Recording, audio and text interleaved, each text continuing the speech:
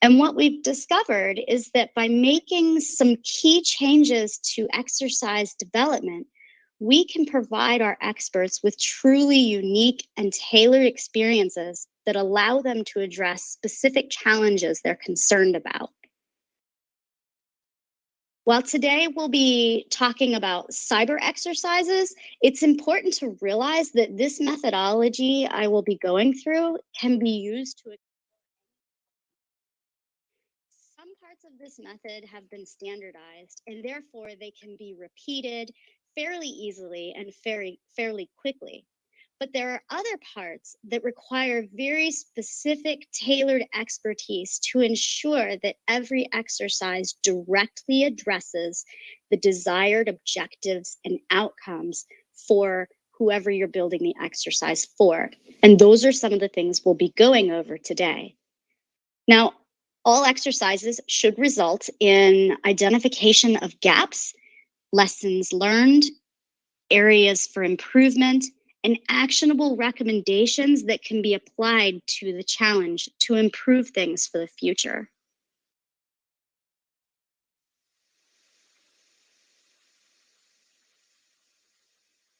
Okay, oftentimes our problems and challenges are large. They're very large. And sometimes it's impossible to fix everything all at once. What makes exercises so beneficial is that they allow you to focus on specific issues within the problem in a manageable way so we can find reasonable solutions. Through exercises, we can choose which part of the problem do we want to explore. We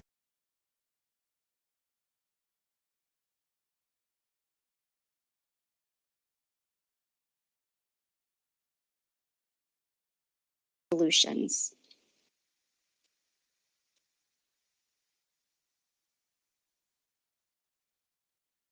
This chart was actually developed by the Federal Emergency Management Agency, FEMA, and it indicates that there are varying levels of complexity in experimentation. Tabletop exercises are just one form of experimentation. As you can see here, tabletop exercises are fairly low in complexity compared to some of the other types of experiments, including functional exercises and full-scale exercises. The benefit to being low complexity is that tabletop exercises are less expensive and less timely to develop. That said, you will see through the examples we provide today that tabletop exercises themselves can vary in complexity depending on how you scope the problem you want to address. Today, we'll most likely talk about tabletop exercises, but we will talk a bit about functional exercises too, which have some live components to them. For example, if we're conducting a functional exercise across critical infrastructure, participants may not be sitting around a table together as they would in a tabletop exercise, but rather they may be participating from their own locations and expected to communicate with one another however they would communicate in real life. Whether it's a tabletop exercise or a functional exercise, a lot of the development that we will talk about today is very similar.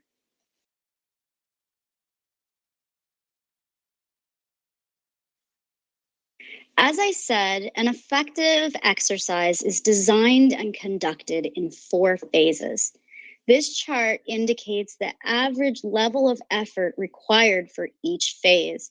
As you'll see, planning and development take the most amount of time. This is an important but often misunderstood or ignored requirement for building a successful exercise. Be sure you schedule enough time to plan and develop your exercises. The exercise itself, the actual event, takes the least amount of time in the entire process. This is something that a lot of people miss, and it's a very important lessons learned that I want to pass on to you. This chart is meant to be something of a checklist to help you ensure you are completing the most important components of exercise development. As you can see, there are 4 phases, including 4 phases, and they each include additional details. So we have exercise planning, exercise development, conducting the exercise, and analysis and output, reading this chart from left to right. In each of these phases, there are a few key high-level things that need to take place to build an effective exercise. In the exercise planning phase, this is when we determine what the problem we want to explore is. We determine how we want to scope the problem for the exercise and which individuals are responsible for building the exercise. Moving along in the chart, in the exercise development phase, this is where we build all of the products that are necessary for the exercise. We make sure everyone who will help conduct the exercise is trained, and we conduct dry runs to ensure everyone has practiced their role before the day of the actual exercise. There are a lot of things that need to be done in this phase, so we're going to spend a good bit of time on phase 2 today. Conducting the exercise. This is the phase where the exercise actually commences. There are many important roles required to conduct a successful exercise, so we'll go over some of that today as well. And finally, the 4th phase, in the analysis and output phase, this is the final phase to be conducted once the exercise is over. This is when we analyze all of the notes and the data captured during the exercise. We offer recommendations for improvement, and we share those findings with key stakeholders and anyone else who really needs to learn from the exercise. Now, I want to point something out. You will see that the exercise planning title is in red and conduct exercises in blue. If you're familiar with red teaming and blue teaming, you'll know that red team members represent the adversary's perspective, which we recommend including in the early stages of planning. And the blue team represents the friendly team that responds during the exercise. Now, we could spend days walking through this process and talking about best practices for building an exercise. However, since we do not have that much time in this session, our team will focus on a few key areas of this method that we believe are important and sometimes overlooked by exercise planners. We will also point out a few best practices to keep in mind as we discuss everything. In the future, feel free to use this checklist when you're developing your own exercises.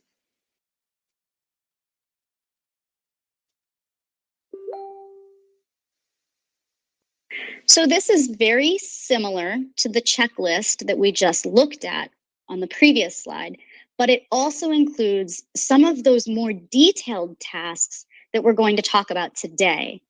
Many of the topics were discussed in June in the last time we worked together, or you might have indicated to us that you already understand those topics at a high level. So the items in yellow are the key areas Mitre has identified as best practices for exercise development that we want to talk to you about today. So during our time today, for each phase, we're going to present each of the 4 phases in a similar manner. We will provide some guidance and discuss what is most important about these steps. We will then provide an example or a demonstration of how these tasks are completed. Then we will get a perspective from Cisa and see if they have any lessons learned or best practices they would like to share. And we will complete each phase with a poll so we can hear your thoughts.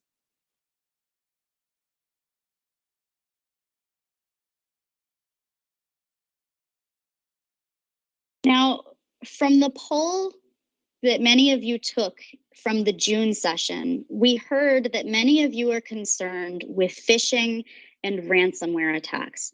So as we talk about these best practices, we're going to demonstrate some of them with real examples of ransomware exercises Mitre has developed for other organizations. So I want to take a moment to talk about these two ransomware exercises we conducted on hospitals. Many hospitals, as you may be aware, are experiencing ransomware attacks. It's very pervasive, and Mitre helps them prepare, respond, and recover from these crimes through exercises.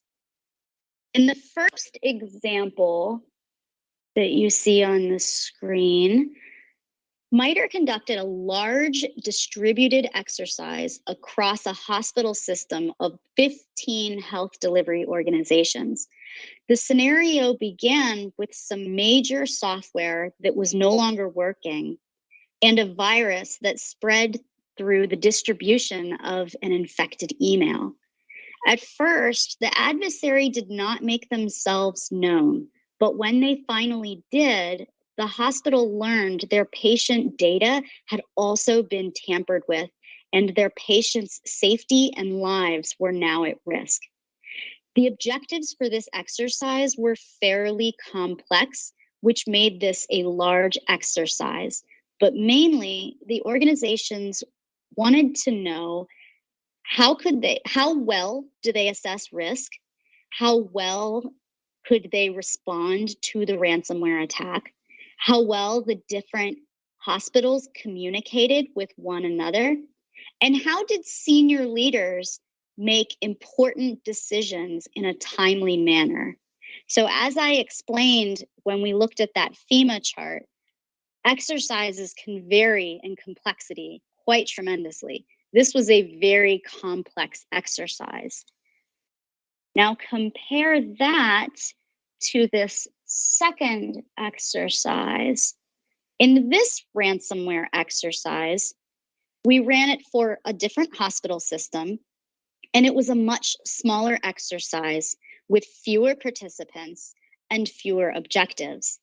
This exercise was conducted on a hospital's executive team that explored what information senior leaders need and when they need it to make timely decisions. They wanted to know which actions they need to take immediately following a ransomware attack and which decisions they should make in response. So both exercises had similar scenarios wherein an adversary conducted a ransomware attack on their systems, but the scope and the scale of each of these exercises were very different. And we will talk more about that shortly. So I think, yes, we are right on time.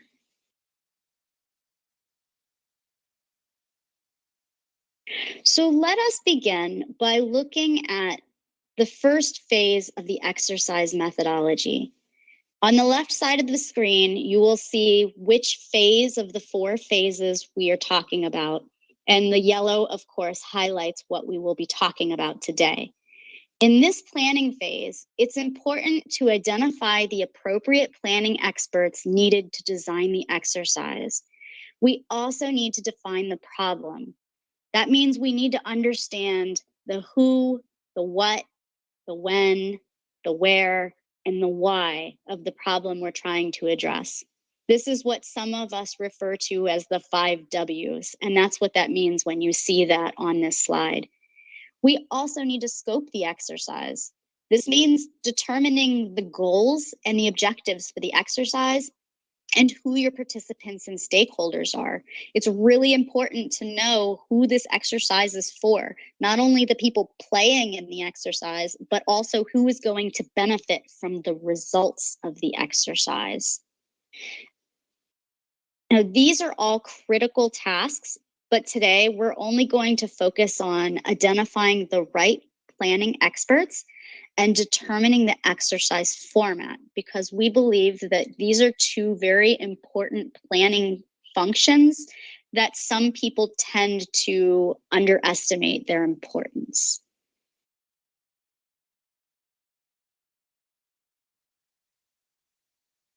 Okay. It's very important to identify the right individuals to work together to build a successful exercise. We may need to speak to many people to fully understand the problem set we are planning to explore in the exercise. But what we have learned as a best practice, there are 3 types of experts who need to collaborate as the core team, who meet frequently and regularly to build these exercises.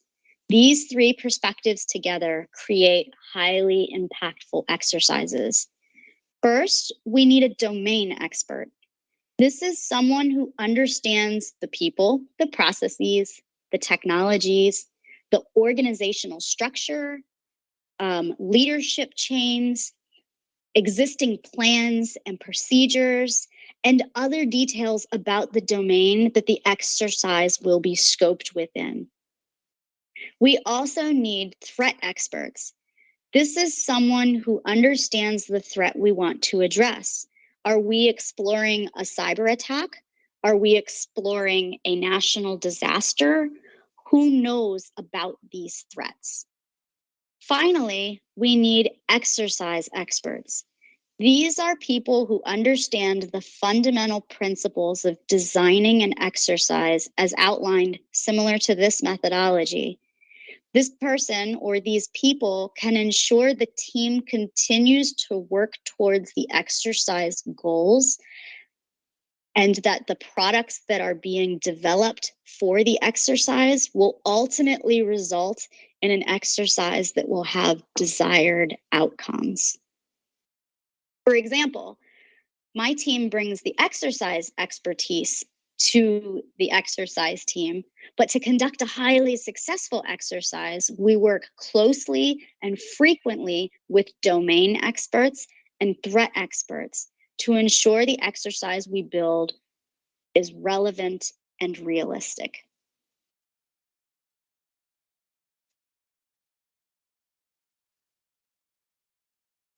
Okay, so I think we have a poll here. Let's talk about the topic we just covered. Thinking about the hospital ransomware scenarios I mentioned, I want to ask you, what would you say are the 3 core types of expertise that you would need to build a successful hospital ransomware exercise? And do we have a Mentimeter for this? We do, Teresa, and the poll is open, and we are starting to get some responses. Excellent, thank you. Oh, I can see it, okay. Okay, so thank you. I see the responses rolling in.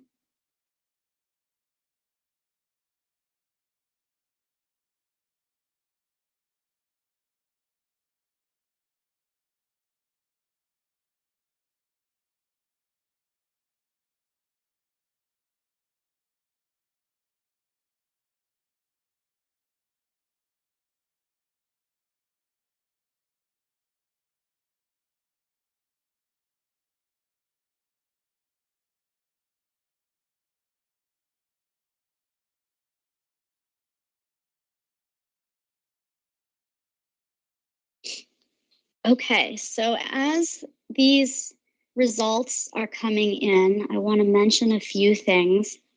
So I'm seeing a very high percentage of cyber. I'm seeing a very high percentage of IT. And I'm seeing a slightly lower percentage of exercise expertise. We have 5% healthcare, 6% emergency management, and then we have policy, legal, and HR. So this is a great discussion that I was hoping we can have. So to be clear, as I said, you're going to need to talk to a lot of different people to ensure that you fully understand the environment that you're building this exercise in. So if you're working in a hospital, there are many components to hospitals. There is legal, there is HR, there is policy. These are all important components that may be a part of your exercise. However, when you are building an exercise, it is important to keep the core team small because, as I am sure you know, when you have too many people in a room and you have too many planners, it makes it harder to get things done. So it's important to identify those key players. For the hospital ransomware exercises that we conducted, we made sure we had the exercise experts in the room. We made sure we had cyber experts in the room, people who understand ransomware, people who understand how adversaries who conduct ransomware attacks behave. And the third expertise we had in the room were healthcare experts, people who understand hospital networks as a whole, and specifically the hospital network for the hospital we were working for.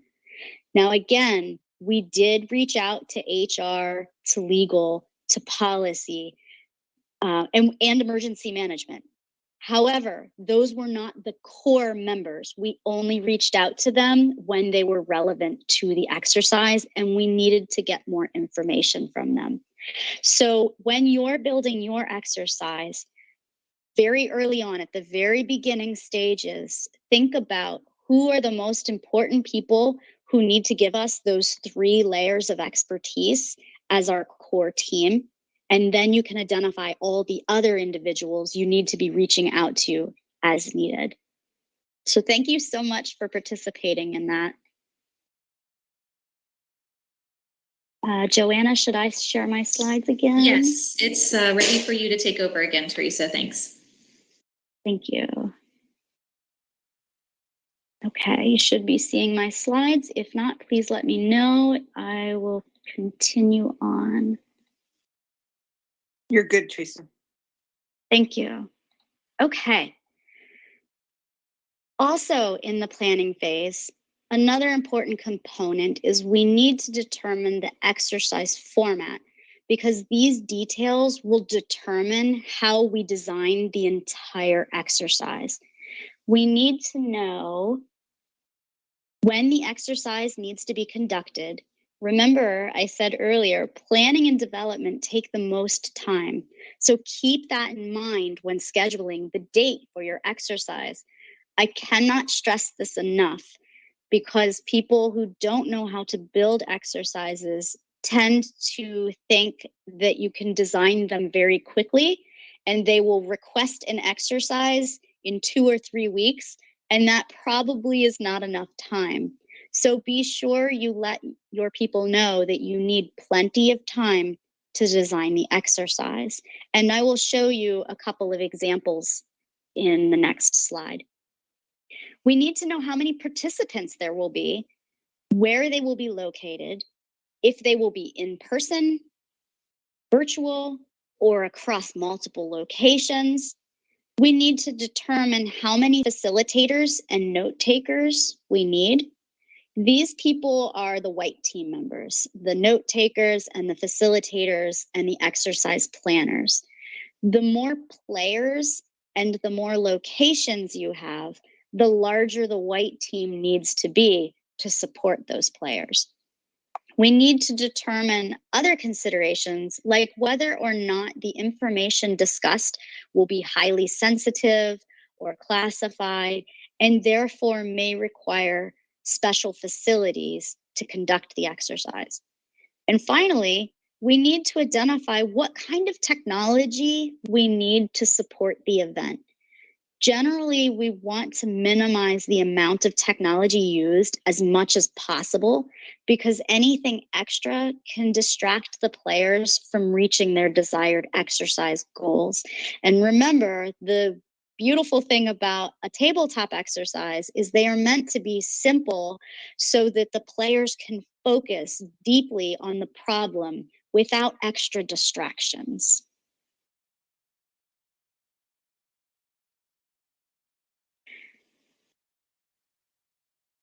Here is an example of how these details can dramatically change how an exercise is developed. In the 2 ransomware exercises I provided just a little bit ago, the first was very large. It took place in almost 20 different locations across the United States. It included over 200 players, and it required a very large white team. And it took us about 6 months to develop it. Since there were so many participating organizations, it required a lot more time to develop the materials and to ensure all of the participants remained relevant and active during the exercise. After we take our break, my colleague Matt is going to go into details about phase 2, which talks about developing some of those products. This is really a very important part of the process. But before you even get to the exercise development and building those products, you have to have a strong sense of the format of the exercise. For the second hospital we built an exercise for, there were only a few participants in one room, which required less technology. We only needed one facilitator, and the materials were developed in a matter of weeks instead of months. This is why it's important to know these details early in the planning phase.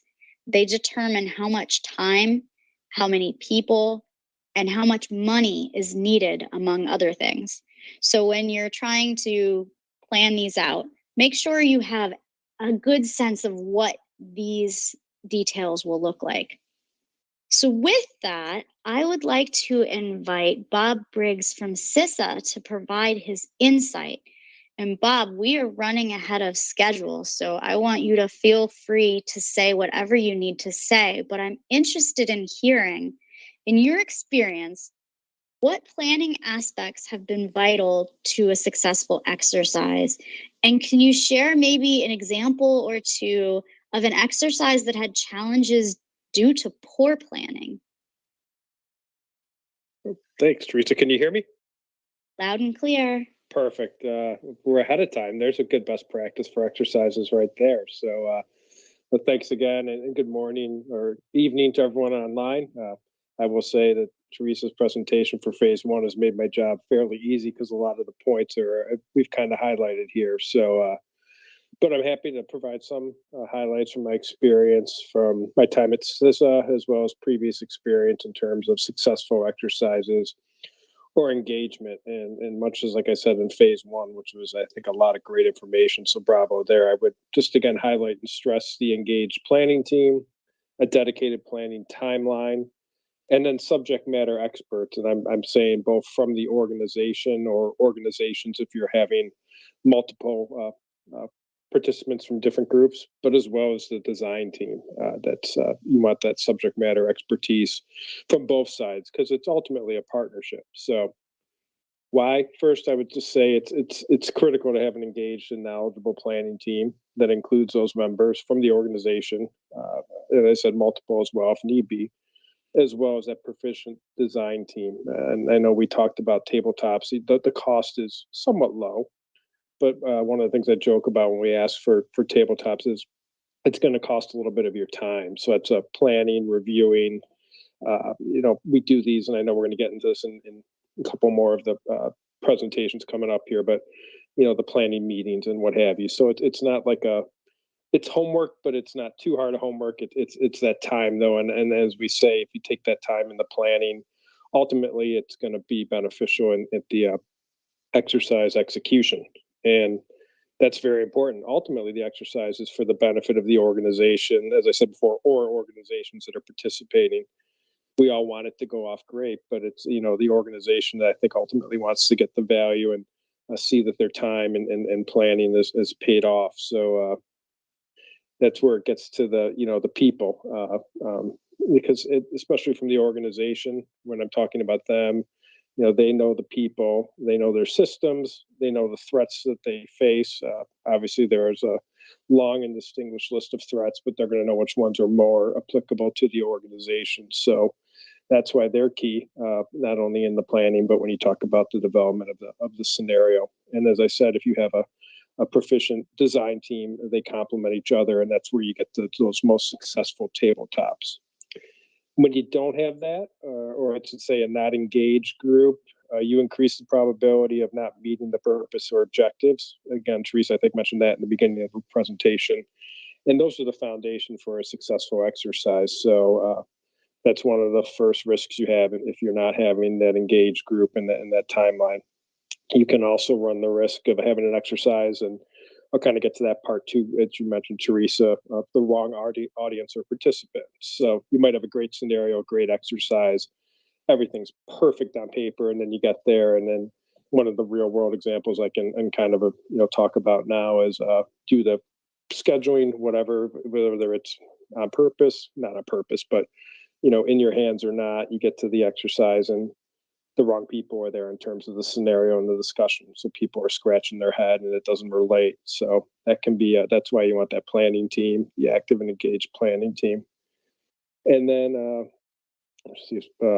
as you talk about the scenario, again, as I said, the risk versus probability. So you want to have the experts from the organization. So they can tell you, this is probably a legitimate threat, but it's such either it's a high probability or low probability risk, and balancing that in the scenario. So you don't maybe want to spend time on a scenario that's got the impact could be high, but it's such a low risk. How much of a value is it going to be?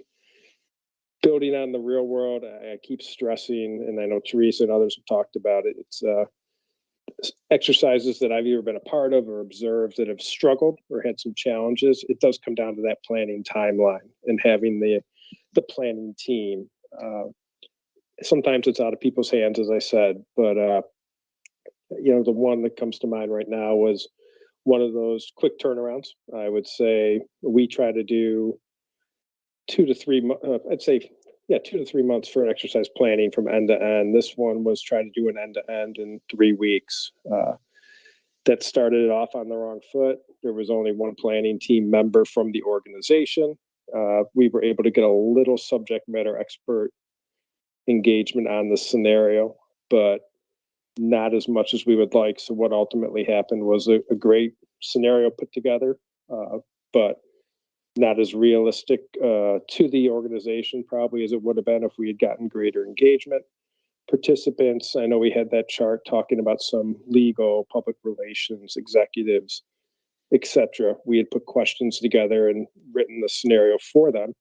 They were unable to attend. So those are some of the, I always, as I said, I think the key stress is the importance of the timeline. And I try to have a cushion when we put the scenario or exercise together. A little bit more time I find is better. You can play with it. It gives you a little bit more enhancement of the scenario. And if you need to add people to the planning team, you're able to do that. But when you're consolidating that timeline, it makes it tough sometimes. And the last thing I'll say is, because I know Teresa mentioned it and it just hit my mind, was a dry run. We usually try to do a dry run before every exercise. That may be 30 minutes of just going through the slides and saying, is this good? We got everything. And then one of those exercises, it didn't occur. There wasn't time to do it, or it was a conflict. So those are some of the challenges I've seen when the planning is consolidated, or you don't have that, as I said, those 3 keys of the planning team, the planning timeline, and the subject matter experts. I think if you have all those, you're in pretty good shape for a good exercise. If not, you're running the risk of maybe having some of those challenges we talked about. So I hope I didn't go over time there, but I can kind of wrap up here then and turn it back over to you. Thank you so much, Bob. That is really helpful, and we appreciate your perspective on that. Those are really good examples of how things work and how things don't work. There is a question in the chat I want to respond to. Someone asked, typically, what should be the duration in days for the tabletop exercise? For example, the distributed hospital exercise that was complicated and the executive exercise that was simple. This is a fantastic question. Thank you for asking. I will say there are, just thinking out loud, 2 things I would ask myself to determine how long the exercise should be. First and foremost, I would ask myself, how much time do the people we're going to exercise have to leave their jobs to participate in an exercise? One thing that's important to remember is the people in these exercises generally have very important roles, and it is very difficult for them to step away from their job to participate in an exercise. And for an exercise to be successful, you want the players to focus fully on the exercise and not be distracted by work. So what that means is it is very important that the exercise that you build, the value of that exercise is equal to or greater than their value in their jobs and in their roles. You want to make sure that the time that they spend with you in the exercise is very valuable and important.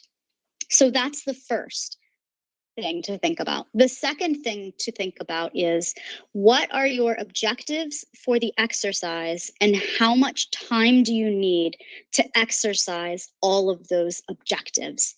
Now, generally, for an exercise, I would say as a general rule, you should not have more than 3 or 4 objectives, and that's for a complex exercise. You don't want more than that because it would take much longer to exercise and it becomes very complex and you might not get the results you want. So, for the question about the distributed hospital exercise and the executive exercise that you see on your screen, you should see on your screen, they were both run in one day. So the distributed exercise was 8 hours and the executive exercise was 2 hours. Now, this is a really good example of why it's important to know how much time your players have. The executive exercise could easily have been a full day exercise because they had so many important topics to talk about. Even though they only had 2 or 3 objectives, there was a lot of content to digest and to discuss. But because they are senior leaders and they are executives and they have a company to run, they have a hospital to run, they only had 2 hours of their time. So we had to be very explicit about what we included in that exercise. And we were very careful to only include the most important details. So in that 2-hour ransomware exercise, there were only 4 injects. Now, injects, if you don't know what those are, Matt will explain them in detail in the next phase. But the injects are the events that drive the exercise forward. And we only had time to push 4 events on the executives in that 2-hour discussion. So excellent question. The answer is, take into consideration 2 things. How much time can your players afford to spend away from their primary jobs? And what are the goals and objectives and how long do you need to accomplish those desired outcomes?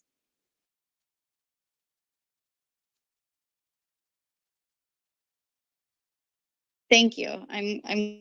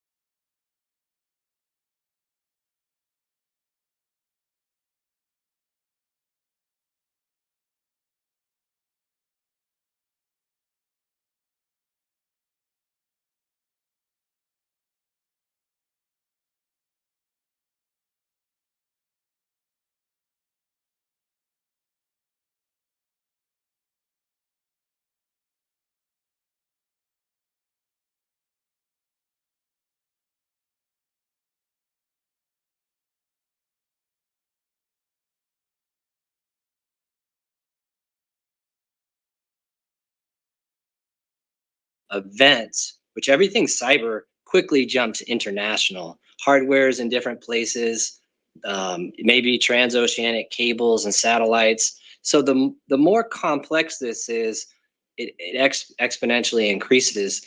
And in this chart that we were showing about development time, it's extremely long.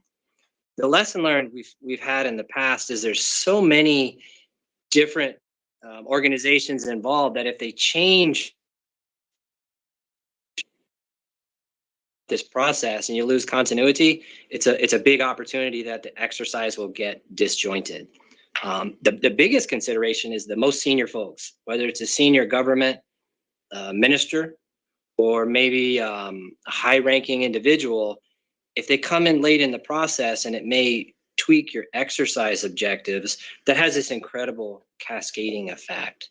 So I guess the two lessons learned I have from doing this in the past is it's difficult to overplan. So that timeline, as much as you can stretch out the planning, is really important. The continuity of people is important, and those decision makers very early, because it's almost catastrophic to change an objective at late in the stage, because again, as we go in phase 2, there's a cascading effect on that. So this is a great outline.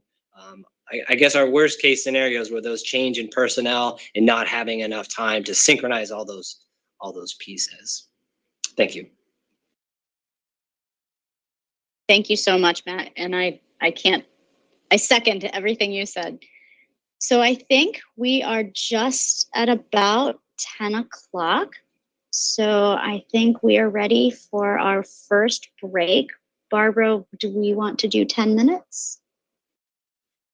Yes, let's do 10 minutes. It's 9:58. So if we come back at 8 after the hour, that would be great.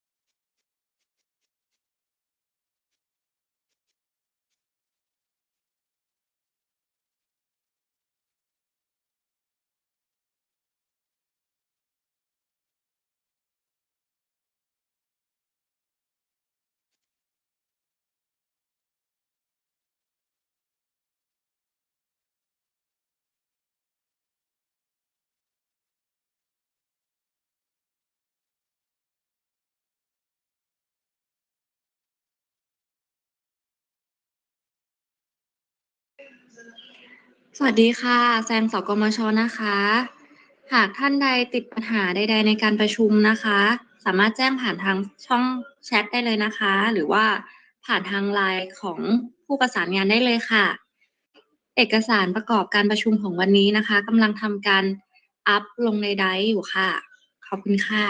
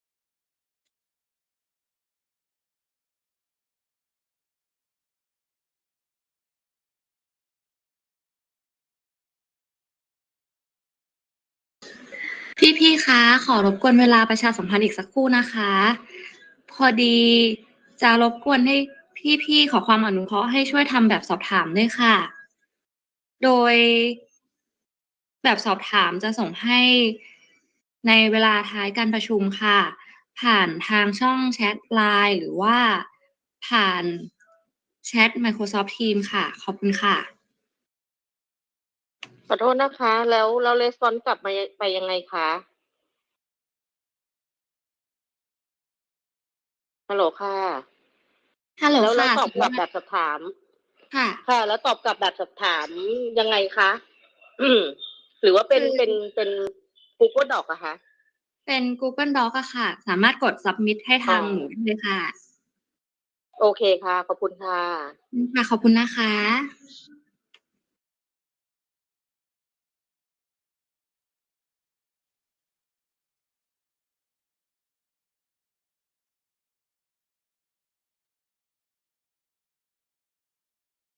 Okay, welcome back, everyone. And I would like to pass phase 2 off to Matt, who you are all very familiar with by now. All right, thank you. We've got 5:08, and we certainly don't want Barbara to get mad at us. So we gotta get the ball rolling here. Again, I'm Matt Chapman. It's always a privilege to be able to talk to you. Before the break, Teresa covered the four-part methodology that Mitre uses to build and conduct exercises. She mentioned how this methodology expands on what we've already seen in Mitre Exercise Playbook. So the 4 phases, just to do a quick review, are exercise planning. We talked about that one in detail. Exercise development, the conduct or execution of the exercise, and analysis and output. I'm going to dive a bit deeper into the second phase, which is exercise development. So we've added the second box to our chart, and we'll continue it along with each phase. So this segment specifically looks to address 2 of our overall session objectives today. 1, what are key best practices in exercise development? And the second one, how do we develop the materials for a cyber exercise? What I'm going to do is I'm going to address those 2 objectives listed on the slide by covering a few specific topics. The first one listed is the transition from exercise scope to exercise development. This transition is really the fundamental part of exercise development. As we talked about right before the break, we spend a significant amount of time, effort, and planning in phase 1. Exercise planning to identify our subject matter experts, to define our problems, to define the objectives of the exercise, and identify the stakeholders in all of our teams. We're going to have red teams, blue teams, and white teams. So after this phase, the key items we need moving forward to phase 2 are already completed. Key ones are those exercise objectives, which I talked about right before the break, and the exercise format. Is it a tabletop? Is it highly distributed? What kind of scope do we have?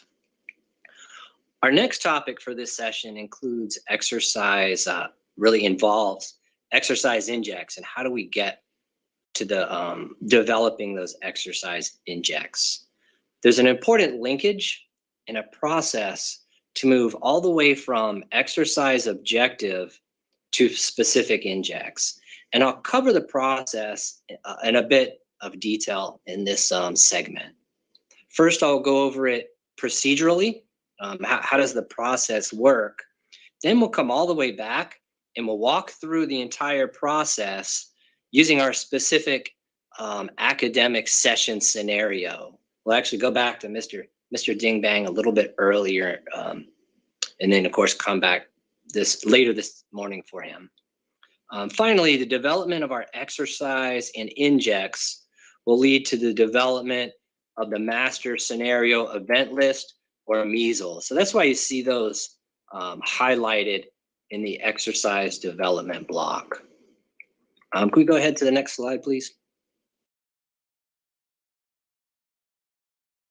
Okay, so as we talked about in the previous session on planning, and also during our entire seminar on the Mitre exercise playbook, there's several key products and milestones in the exercise planning process.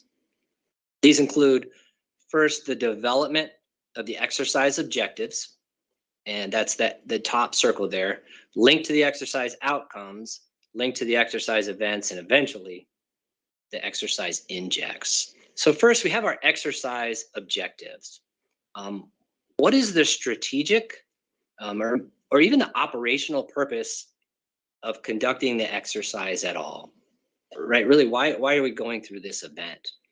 When we have this leads to the development of exercise outcomes, or in our new model, they're really identified as expected actions. So I put that one there in quotes. This is, what would we like to accomplish, or what are the expected actions that we'd like to trigger? Perhaps we'd like to analyze in the exercise to meet our overall exercise objectives. Finally, for each of those expected actions, the exercise developers will design a series of events. The developers have the responsibility to figure out how to design these exercise events that'll drive the training audience to accomplish a particular expected action. We just mentioned those expected actions, they're designed to meet a specific exercise objective, so they have to tie back. This is a process where the strategic planning efforts transition into those actionable exercise products. From the top down, you can see it's a linkage of objectives, supported by expected actions, supported by events, then eventually supported by the injects that we're going to develop. During the exercise development, we also want to take a look at this from the bottom up to make sure that all injects and events support the purpose of the exercise. From the bottom up, the question is, does each individual inject support a specific event? Then does that event support the completion of an expected outcome? And does that action directly address the exercise objective? If that's true, even working from the top down or from the bottom up, the exercise design best supports the exercise purpose and will lead us to a successful execution. Because as we've seen, there's a significant amount of time, effort, and personnel man-hours involved in getting the exercise together, even if it's a one-day tabletop exercise. Next slide, please.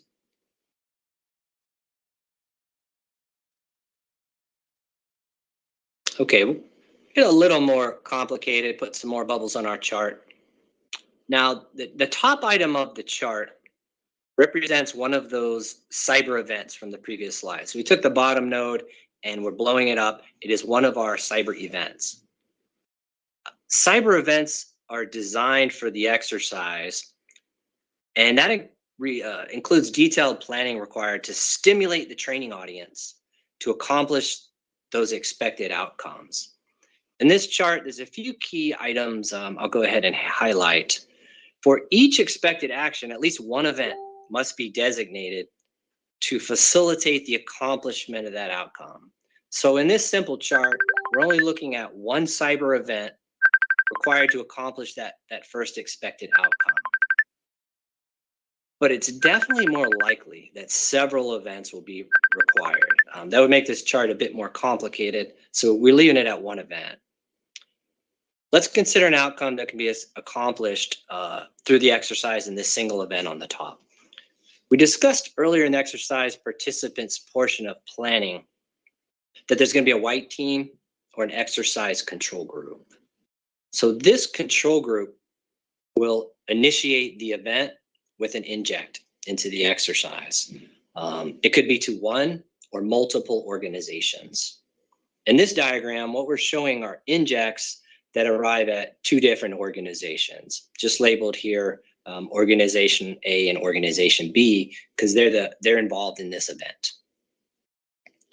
The exercise development team needs to consider injects that will initiate that event, provide updates to stimulate participant actions, perhaps requests for informations or RFIs, and also develop some tentative or contingency injects. These are going to be developed in case the event isn't moving towards the required exercise outcome. So in this example, if the event doesn't develop to a state where the accepted outcome is met, the exercise objective wouldn't be met, and the exercise itself could potentially fail, right? And that, of course, is our least desirable end state because of all of the resources and time put into developing the exercise.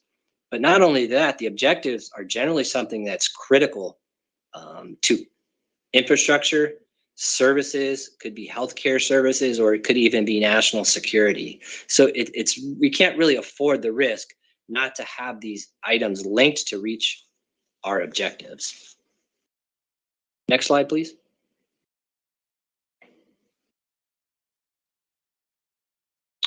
So the transition from objectives all the way to injects that I walked through in the last few slides, it highlights our need for really 3 types of injects when developing the exercise. You see that those 3 are listed here on the slide. The first one is standard inject. This is one that will go to the entire audience. Generally, this will be at the same time. So a significant event, maybe a natural disaster, something that all participants would generally be notified at the same time. Second one listed is a non-standard inject. This will go to a subset of the training audience. It may be one cyber analyst, one network monitoring device, or even one healthcare worker, anyone involved as an exercise participant. The third one, finally, these are these contingency injects. These would be prepared in advance, ready to go, in case there's a need to point the training audience in the direction required to meet that expected outcome. A key concept here, and what we've seen to be is a best practice, is that if an inject or an event from bottom up doesn't support an expected outcome, it may be considered not to be included in the exercise design, because there's enough items and events in an exercise to make sure that the objectives are actually met. Also, it's important to consider that an inject is the information that somebody would receive during a real event. Unlike the scenario, which includes all of the details, when we read through it, when dealing with the actual cyber event, we know you don't receive all of the information perfectly. We generally don't receive all the information at the same time or from the same resource. Sometimes the information isn't timely. And even worse, sometimes the information is incorrect, sometimes incomplete. So injects, when you're developing those, they represent how information may be received in real life. So consider if your inject is providing too much information or not enough information to drive the training audience in that direction of the expected outcome. So remember, the entire goal of the process is to ultimately meet your exercise objectives. So I see in the chat, do you have some examples of exercise objectives versus exercise outcomes? You must have been reading ahead, because that's exactly where I want to go at this. So I'm going to, hopefully I'll come back to this after I talk through the process. I'll get specific, and we'll build an objective, we'll build an outcome, we'll build an event, and we'll build some injects, hopefully to make this clear. Because yeah, I thought the same thing, that it would be really important to get some examples. So we'll do that. Group Captain Shadette, and you keep me on track, and send me another note if I didn't adequately answer your question. So let me go to the next slide, please. Okay, for a minute, I'm gonna pull back to a larger scale view from the injects, the events, and the details for a minute. So exercise development, and this has kind of led me to that response I made before the break. It's an iterative process. You may be very familiar with this cycle. This is from the Mitre exercise playbook. We start with concept development, move to initial planning, measle development, a midterm planning meeting or midterm planning conference if you're used to that, then an FPC or a final planning meeting. So we have this cycle. As I mentioned before, the further along an exercise planning team is in this process, the more significant the impact to changes in the objectives or even those expected outcomes. This is due to that fact that you need the subject matter expertise and all of the coordination to build those category of injects that support the events that were designed to meet the outcomes or those expected actions. So due to this cascading effect or this waterfall effect, that's why we highlight that a majority of the time and research should be invested early in concept development to make sure those exercise objectives and those exercise outcomes are appropriate. And that they don't change late in the process, because that will put exercise execution at risk. And we know how difficult it is and how much time it takes, maybe annually or semi-annually, to put together these exercises. So we want to minimize the risk of not getting to our objectives. In the phase 1 discussion, recall Cisa highlighted the requirement for those 3 categories of subject matter experts. So those were the exercise SME, the domain SME, and the threat SME. We mentioned that all these experts are required for exercise development at each of the phases and meetings listed here.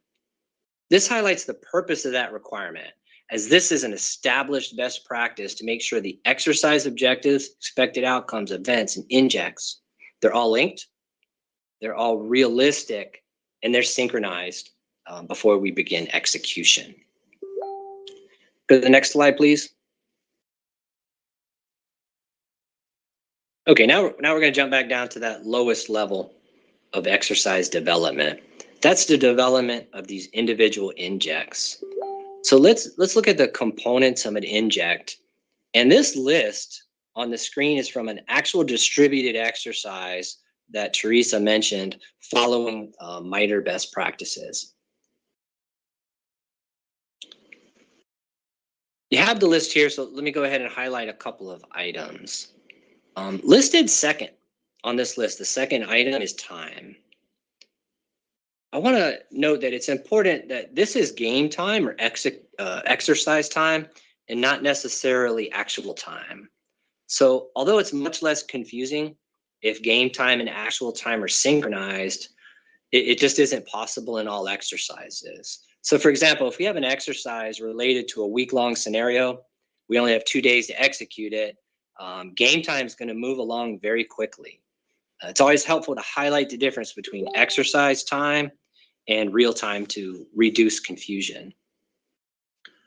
Both the from and to fields, those could have multiple entries depending on if it's a standard inject to all participants or a non-standard inject to a subset of participants. Number 8 lists the expected action. This is important for the control group or that white team, as other injects or contingency injects may be necessary to achieve that expected action. Down on number 9, this has discussion questions. Those are questions that could be used by the white team to stimulate exercise action, and it's important to have a section 10 to capture any additional execution. So this is an actual example of the fields we had in that distributed exercise. Next slide, please.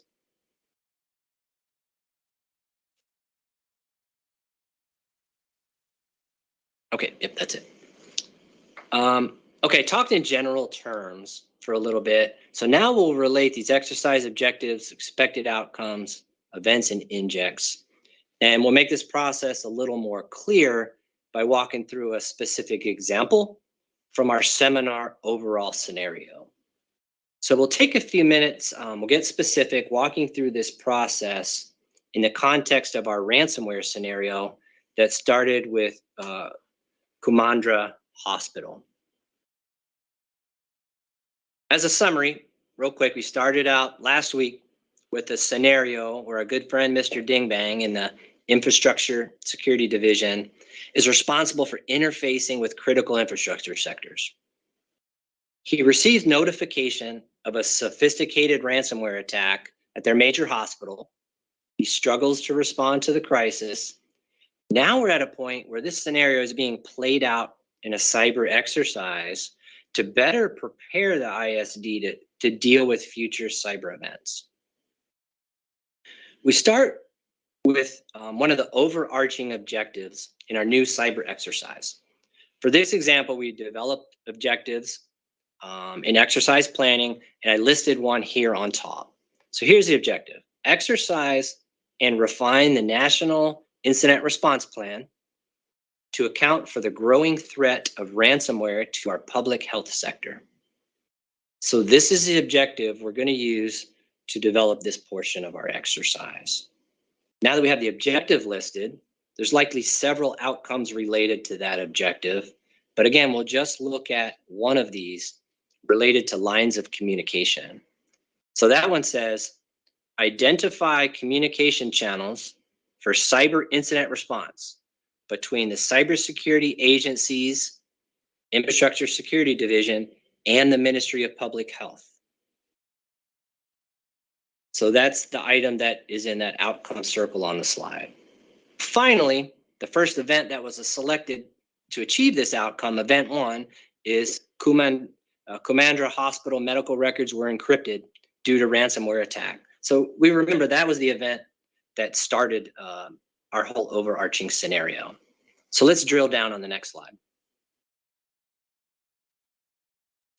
Now on this slide, we took the first event, Kumandra Hospital medical records are encrypted due to ransomware attack, and we determined the organizations involved and developed the injects necessary in the exercise design to execute that event. Let's keep in mind that the overall goal of the event is the expected outcome to force communication between the ISD and the Ministry of Health. That's our goal here. There's 3 organizations involved in this event: the ISD, the Ministry of Health, and Kumandra Hospital. We can recall in our example earlier, the event was kicked off with Inject 1, where Kumandra Hospital and the ISD was notified. That was our friend, Mr. Dingbang. In our scenario, there was no communication at all from the ISD or the hospital to the Ministry of Health. So as of now, they're not involved in this situation. Since natural communications weren't established between Mr. Dingbang's organization and the Ministry of Health, there's a second opportunity in our exercise when the hospital receives a status update on the hospital networks. So this would be Inject number 2, the ransomware attack update.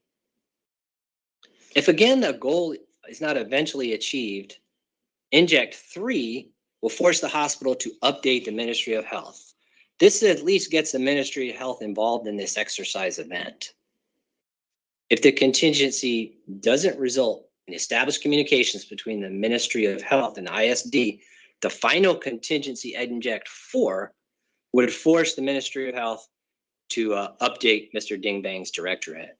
This demonstrates a sequence of injects that will eventually get the training audience to the expected outcome. It could be achieved very quickly with just that first inject, or perhaps it would take the 3rd and 4th contingency injects to get to that state.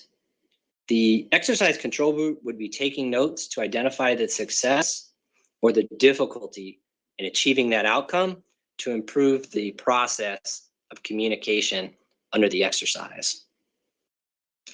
I'm going to take a quick look at the chat. I think we might have some questions here. I think I've got a few popped up. If we add the contingent index during the exercise, should we earlier prepare the time added for this thing in advance, or add when the exercise controller think it could be added? That's a good question. with the timing of it. If the planning was done in advance for the contingency inject, and that is there, you have the two in the front line where the contingency inject would be set, and also that time. So if in fact you're waiting to see if the Ministry of Health was notified, it didn't happen, and maybe a half hour of game time went by, that would trigger inject, and you would have a trigger time for the fourth one. But certainly the control group, who has visibility of the larger exercise, how things are going, could adjust that. So that's definitely something that they could deal with. How many expected outcomes are best practices in a one-day exercise?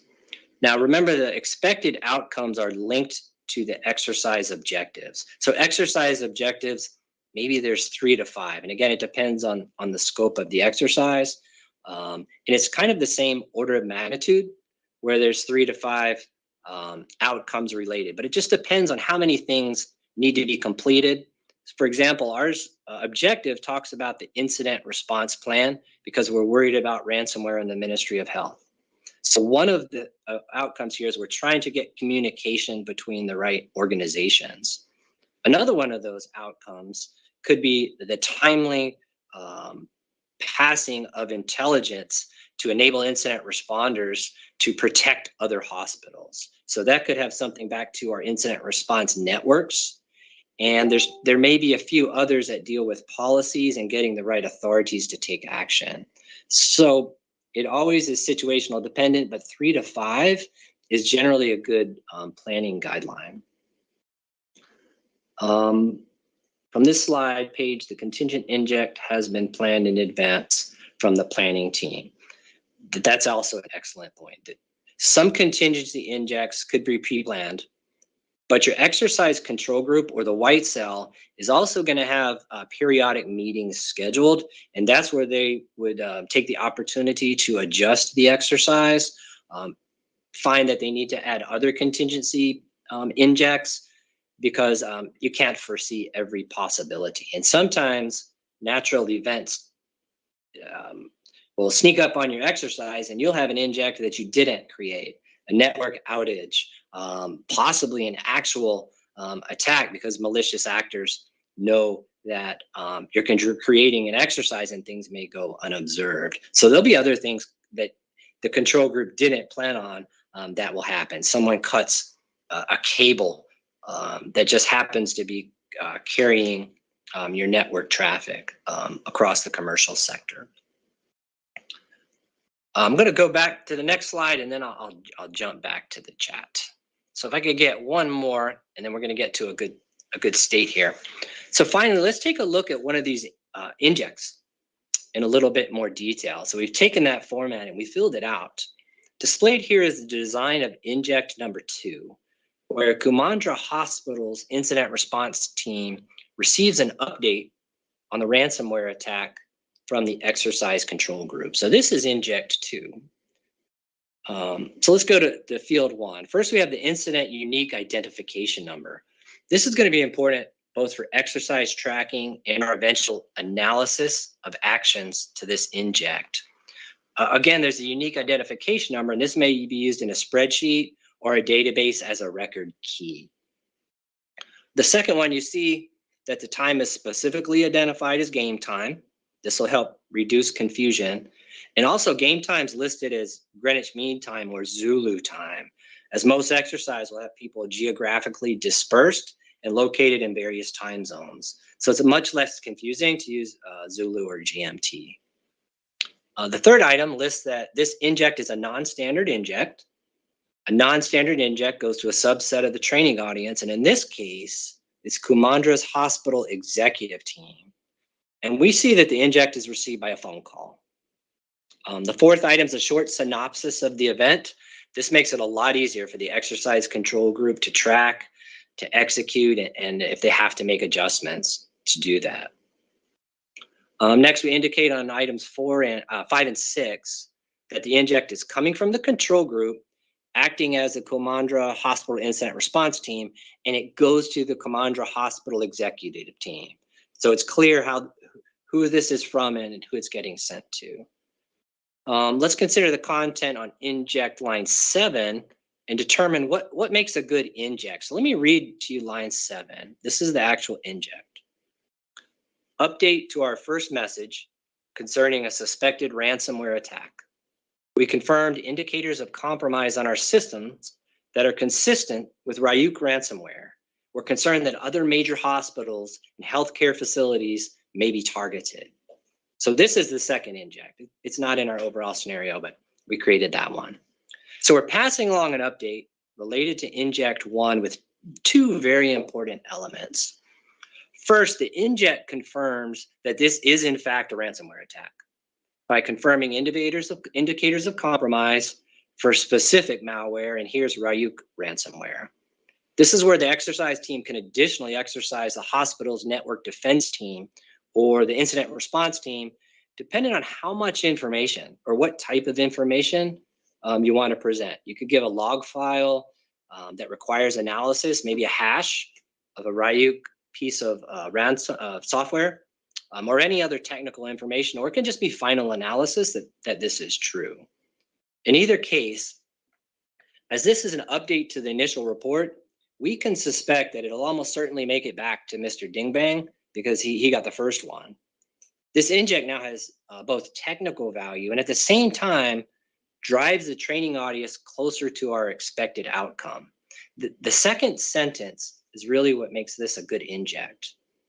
The incident response team states that they're concerned about other hospitals and healthcare facilities. So this portion of the inject will make it a little more likely that the Ministry of Health will be notified because at this point, they're not involved. As we go down to number 8, we see that this inject will result in both well, at least we hope, it's expected that the ISD will get updated and the notification to the Ministry of Health. That's what we're trying to get, at least get them involved. Now we get to another important portion of inject development. This is on number 9. It's prepared discussion questions. If we're still unable to get the Ministry of Health notified, this kind of gets to the question in the chat too. We have 2 prepared questions that the white team or that exercise control group could ask their participants from the hospital's executive team. So here's one. What are your cyber incident reporting requirements? If the leadership doesn't mention the Ministry of Health, there's two likely possibilities. First, the hospital leadership team doesn't know the requirements. The other possibility is that the reporting requirements don't include the Ministry of Health. Either way, the exercise revealed a significant finding. So due to training or lack of requirements, timely information didn't reach key stakeholders in a timely manner. So this could easily result in loss of additional networks, loss of healthcare capacity, and consequently loss of life. So this is exactly the type of lesson we want to capture in an exercise and not in a real world event. That leads to comments in box 10, where the observer can capture and notate this significant finding. So that's a sample of a detailed inject. I think we're going to lead into a poll on injects next. I think that's our next slide.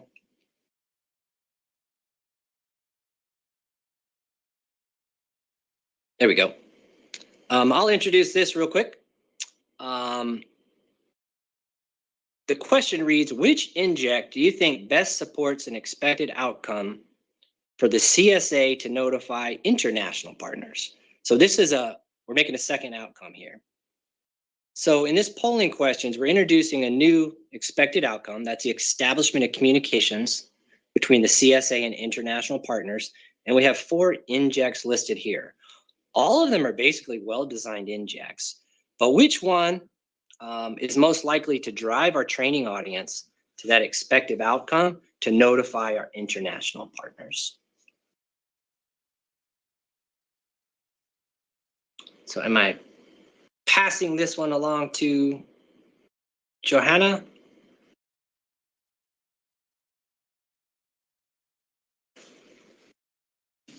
Yes, Matt, thank you. Our poll is open and we should see some responses starting to come in.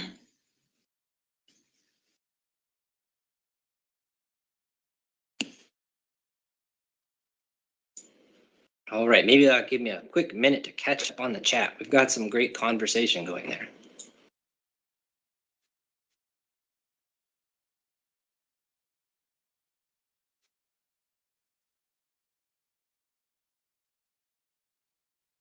Matt, would you mind if I add some comments to what you said? Yes, yes, please, because I see it's hard to keep up on the chat at the same time. No, that's okay. I wanted to point out that the framework that you're providing in phase 2 development is meant to support up to a very complex exercise. If you're building an exercise with many participating organizations, you have complex objectives, you need that chain of detail that Matt explained to ensure everything you design in the exercise ties back to the original objectives. However, it's important to note that in a simple exercise, similar to the executive exercise we conducted, as I said, with that exercise, we only defined 3 objectives and we had 1 inject to drive discussion for each of those objectives. So while during the development process, as a core team, talked extensively about expected actions and events, that was done in a fairly informal way, and the only formal output for the exercise itself were the 4 standard injects. Every player received the same inject at the same time and discussed together. So there were no contingent injects or non-standard injects in this particular case. And it was still a highly successful exercise because each inject directly tied back to the objectives, and it encouraged very valuable discussion. And ultimately, that's the result you want from an exercise. So I just want to point that out because I realize this looks very complex. And we want to make sure if you are building complex exercises, you understand all of the steps. However, for smaller exercises, sometimes you don't need every single step along the way. And Matt, let me know if you completely disagree with that. No, that's true. I'm approaching this as you said, to handle the most complex, because we know we're starting with the NCSA tabletops. Eventually, it's linked to live simulations. So just to equip you with some tools. Let me quickly talk about the poll results here. I like how there's a spread of answers because honestly, all of these are pretty good injects. So depending on how many injects you select, right? I asked for 1, but we saw in our examples, we had 4 injects. 2 of them were planned and 2 of them were contingency. It's possible we could use all of these. So if we look at bullet number 3, the cybersecurity agency was notified of an active ransomware attack at Kamandra Hospital, the largest healthcare facility in the country. This is actually how we started our overall scenario, right? So that actually was inject number 1. You could follow to the first bullet, maybe with a second inject. Kamandra Hospital confirmed the presence of Ryuk ransomware on healthcare information systems. That's actually a good second inject and an update. And then bullet 2, even though that's my favorite one, not really the one I'm going to get at the end, but bullet 2, Ryuk ransomware was discovered at Kamandra Hospital and is expected to be connected to the cyber threat group FIN12, which is one of the nation-state criminal actors, with a history of targeting healthcare facilities for financial gain. I think that's another great inject to involve. If we're using them all, the final category inject might be Kamandra Hospital confirmed an active ransomware attack that originated from a partner healthcare institution in Europe. However, if we only selected 1 inject from this list, the last one might be the most powerful, as the partner institution in Europe is directly identified, is directly linked to an international partner, and might get to that objective. Because what we're really trying to do is try to get the training audience to contact their international partners. Now, all of these may do it, but we just want to make sure we have some injects that really force the hand if it gets to it. And we have to say it came from an international partner in Europe. And normally we would name a country there, and then they would hopefully lead to their international contacts. So thank you. I appreciate the participation in the chat and then the poll and for your patience. And I'm going to pass it back to Teresa, and she's going to discuss some training and related resources for exercise development in this phase before we move on to our next break. Cup and clap. Thank you, Matt. I realize we're running up against our break, so I will go through this quickly. Another important set of products we must design in the development phase are guides. This is something that oftentimes people miss in exercise development. There are 3 guides that are critical to the success of any exercise. A facilitator guide is a detailed document that simply, in a simple way, outlines exactly what the facilitators need to say during an exercise and when to lead participants in appropriate discussions. So, for example, they may include the injects and when those injects need to be administered and who they need to be delivered to. An evaluator or note taker guide closely resembles the facilitator guide, but it also includes details on what note takers should be listening for in the player discussions and how they should be documenting their findings and their observations. I'll talk a little bit more about this in the next slide. The player guide is for those who are responding to the exercise. It includes rules of engagement. Yes? Do you think are you supposed to be showing slides? Oh no, yes, I am, sorry. Sorry about that. It says it's shared. Let me try something different. We like looking at you, but I think they might want to see the slides. No.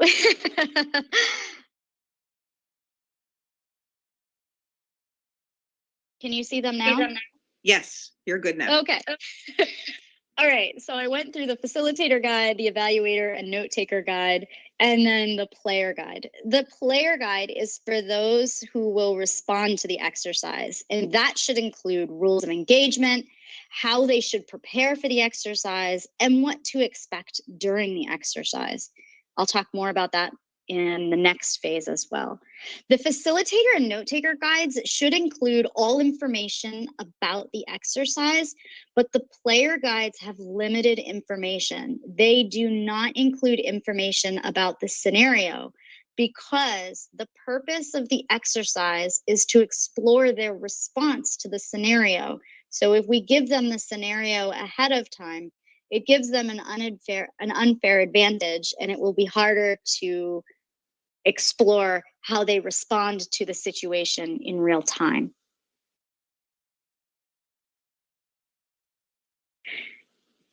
You can use this as a checklist of the important concepts each of your guides should include.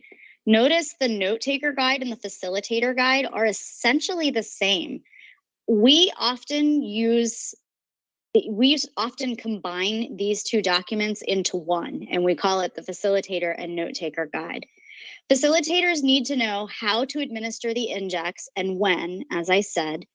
The guide may also provide guidance on what to expect the players to say or do, and sometimes you have discussion questions to help generate more discussion around the injects to ensure that the players remain on topic. Now, the note takers receive guidance on how to take the notes. This portion of the guide is called the Exercise Evaluation Guide, or the EEG. In the simplest form, note takers may just type whatever they're hearing in the player's discussion. But in a more complex exercise, the guide may include performance indicators or indicate which expected actions from the players the note takers should be watching for and documenting. The player guides include roles, responsibilities, expectations, and rules of engagement. Those player guides are very important, and I'll talk about that in a little bit.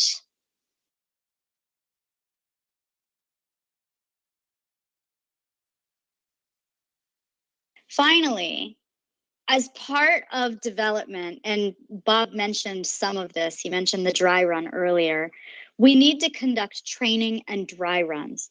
One best practice we have gathered over the years is that it is easier to teach a domain expert how to be a facilitator than it is to teach a facilitator everything they would need to know about the domain in order to lead the exercise discussions. This is why facilitator guides are important. If you build a strong facilitator guide, you can hand that document to almost anyone and they can walk through it and be strong facilitators for the event. The white team, which includes the facilitators and the evaluators, should be provided with training briefings to walk through all of the details contained in the facilitator and note taker guide. These individuals should understand the purpose of the exercise, how to conduct themselves during the exercise, and what to expect of the players. You don't want them to be unsure of what's going on during the exercise because they play pivotal roles of ensuring that the exercise runs smoothly. We also need to conduct a dry run, as Bob indicated. That includes the white team members and the exercise planners. They should conduct a dry run from the location they will be operating from during the day of the exercise and using any technology that you would use in the real event. So at this time, I'd like to engage with Bob one more time and ask for your CISA perspective. And this time we're running a little bit short on time, but what are some best practices you can share regarding developing injects and measles? And can you share an ineffective inject, what that might look like? Sure. Hopefully folks can hear me again and this time see me. I forgot to turn my camera on last time, so I apologize. I haven't put the code on, so I want credit. But yeah, in terms of injects, again, you guys covered a lot, and I apologize for tipping off the dry run, but that was a good point there. But injects create a reason to take action, get players more involved, and prompt players to implement the policies and procedures being tested. So we use acronyms a lot, so I'm not going to list those, but one thing I do is we spell them out. One that I think Matt and Teresa know is when we do objectives, we want them to be SMART. So in terms of SMART, so I'll spell that first. It's specific, measurable, attainable, realistic, and time bound. Why am I saying that? Because I think it applies somewhat to injects too. If you're talking about best practices, I might switch attainable to actionable for injects versus objectives. But you want injects that provide purpose, relevant to the organization. And again, a lot of this Matt and Teresa covered. If they're not relevant, they're not beneficial. So that's that's a best practice. And if you're putting injects together that don't relate to the organization or have no bearing, they become distractions. They take away from the focus. I think Matt brought up a good point of having those auxiliary or backup injects to get people back on track. But if they're not specific, that can be a problem. Realistic is another. The don't fight the scenario. We get that a lot, and that's one of our goals. We put together scenarios and as well as injects. So in terms of those, you want them to be believable to the participants. You may always get some people saying it might not exactly happen that way, but you do your best you can. Again, it's an exercise, and there's the backup can be if you're having get into a combative planner, but if they're fighting it, you can. And I'm sure, as I said, Matt and Teresa have done this more times than I have. It's just okay, what is realistic? So, and that gets to a best practice of having those backup, being able to say, okay, well, if it doesn't work this way, what if this happens? So you want them to be as realistic as possible. You want them to be actionable. If you get an inject and it's, what would you do with this? I'm an alert, let's just say, or piece of information, and I'm not going to do anything with it. But then it's not really the best inject.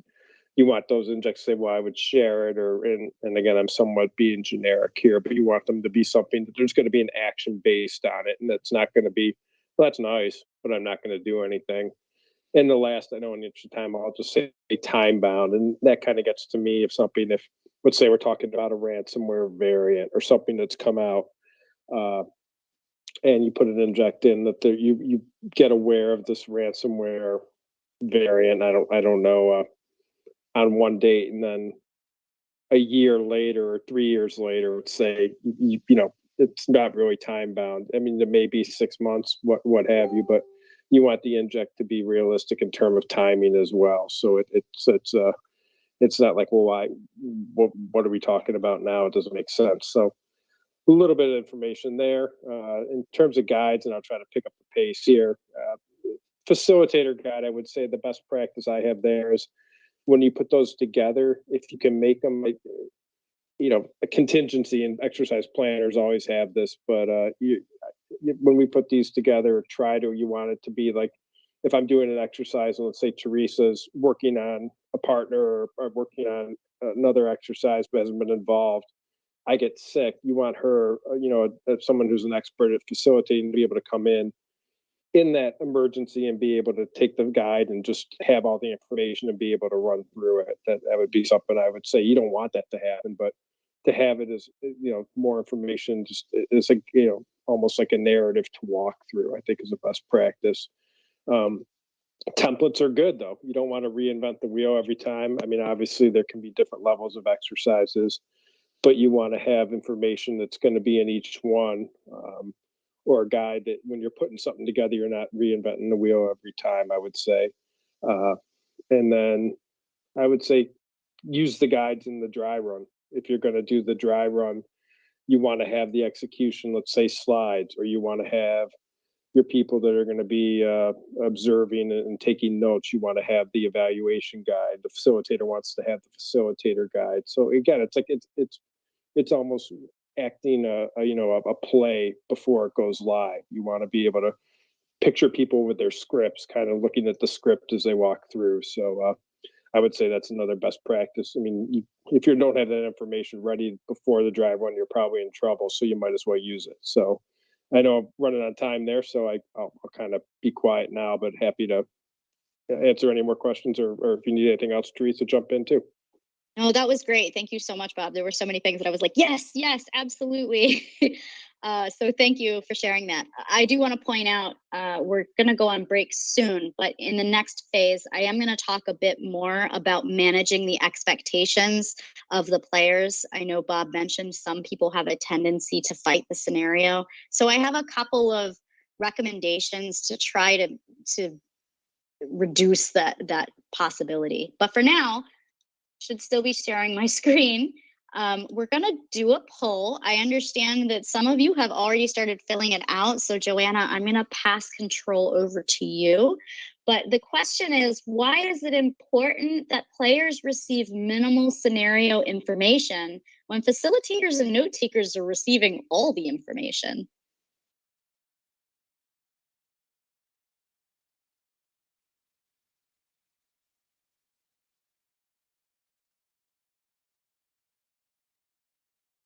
Yes, excellent. So yes, we made this one easy. Mainly we wanted to see if everybody was still engaged during this discussion, but you're absolutely right. The reason for that is because the purpose of an exercise is to exercise the player's ability to respond to the injects or to the scenario, to validate and explore their plans and their processes. So yes, thank you so much for all of your input.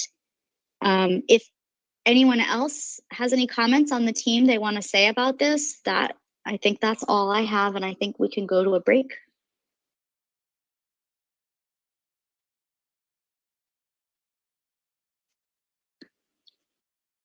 So we're at 11:02. Why don't we come back at, let's see if I can do the math, 11:12.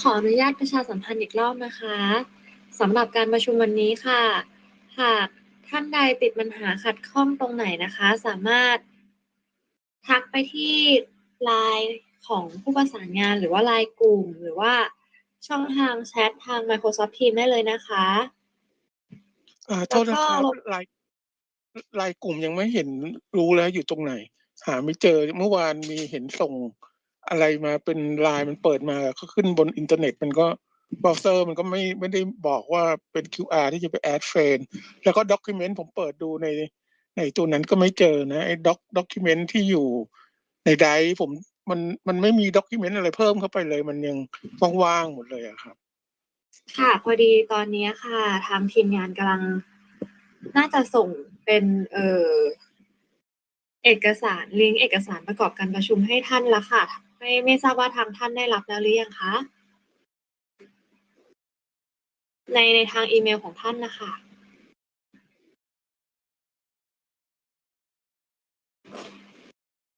ยังเลยครับเมื่อเช้าเช็คก็ไม่มีนะครับกี่หรือเปิดใหม่ขอนะส่งมีแต่คีย์โค้ดล่าสุดก็ยังเป็นรับลิงก์มีไดก็เป็นไดเดิมใช่ไหมหรือว่าไดใหม่อะครับเป็นไดใหม่อะค่ะถ้าเบื้องต้นทางท่านยังไม่ได้รับน้องแซงรบกวนขอเมลท่านได้ไหมคะเดี๋ยวจะให้ทีมงานประสานงานหลังบ้านส่งมันเพิ่งเห็นนะครับเพิ่งเห็นมีเมลเพิ่มมาเมลหนึ่งใช่ค่ะแล้วที่เป็นไลน์กรุ๊ปมีไหมครับโทษครับไลน์กรุ๊ปมีค่ะไลน์กรุ๊ป NCX ค่ะให้แอดเลยนะเดี๋ยวแป๊บหนึ่งนะผมหาเมื่อวานก็หาไม่เจอสิ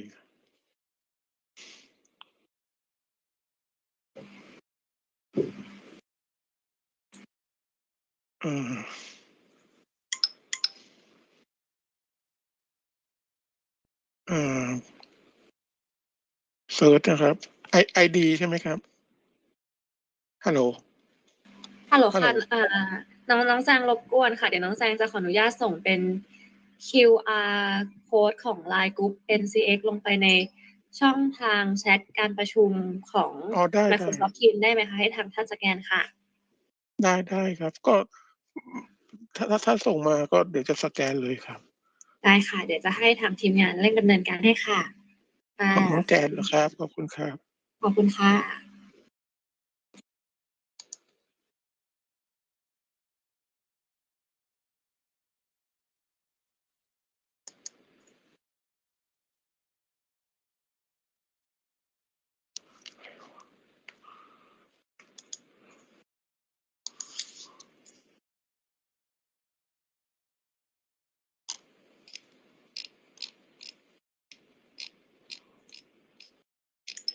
รบกวนสอบถามเพิ่มเติมนะคะหากท่านใดยังไม่ได้รับลิงก์เอกสารประกอบการประชุมสามารถแจ้งได้เลยนะคะผ่านช่องทาง Line Group นะคะโดยที่ Line Group เดี๋ยวซังจะขออนุญาตส่งเป็น QR code สแกนให้ใน Microsoft Teams ค่ะและขอความอนุเคราะห์ทางพี่ๆนะคะช่วยกันทำแบบสอบถามการอบรม Mitre ให้ทางทีมหน่อยนะคะโดยจะส่งให้ทางแชท Microsoft Teams แล้วก็ใน Line กลุ่มค่ะขอบคุณค่ะ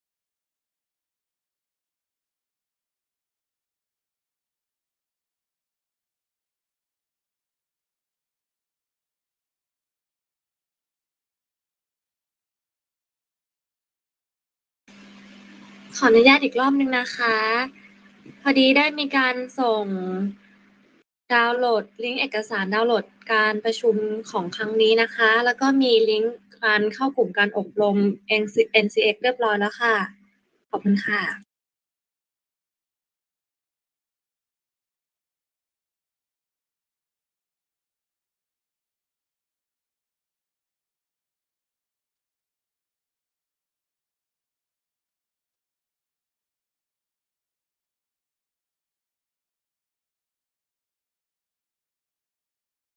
Okay, welcome back, everyone.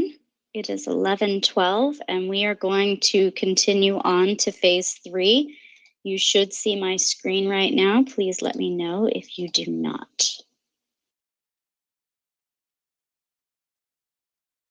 You're all set. Thank you. Okay, so we're going to talk now about phase 3, which is actually conducting the exercise. While there are many best practices we could share with you about conducting the exercise, due to time constraints, I'm only going to focus on a couple of very critical parts of the event. First, the start of any exercise should include some kind of level set briefing or overview wherein a senior leader who is well respected and who is championing the exercise welcomes everyone and explains why the players are there and why their participation is an important part of a greater effort. Now, Bob mentioned earlier about how some people tend to fight the scenario. That's why it is important for players to know their role in this larger goal so they can take ownership of the process, and that it will make them less likely to fight the exercise. It also makes it easier for them to take the exercise serious and collaborate with greater ease. So my advice in this situation is to make sure that someone who is well respected begins the exercise by explaining why it is so important that they are participating. This is also our opportunity to explain to the players we built the exercise to be as realistic and relevant as possible. However, we need to point out we intentionally included some artificialities to the exercise to ensure all discussions are geared towards accomplishing the exercise objectives. Therefore, some things they will experience in the exercise will not be exactly like real life, and that is intentional. So to maintain credibility of the exercise, ensure the players these artificialities are intentional and necessary to meet the desired goals for the exercise, and ask them explicitly to please remember the important role that they play in the exercise, and that remaining open and willing and curious will maximize the value that they bring to the greater effort. This level setting will help launch the exercise in the most positive way possible.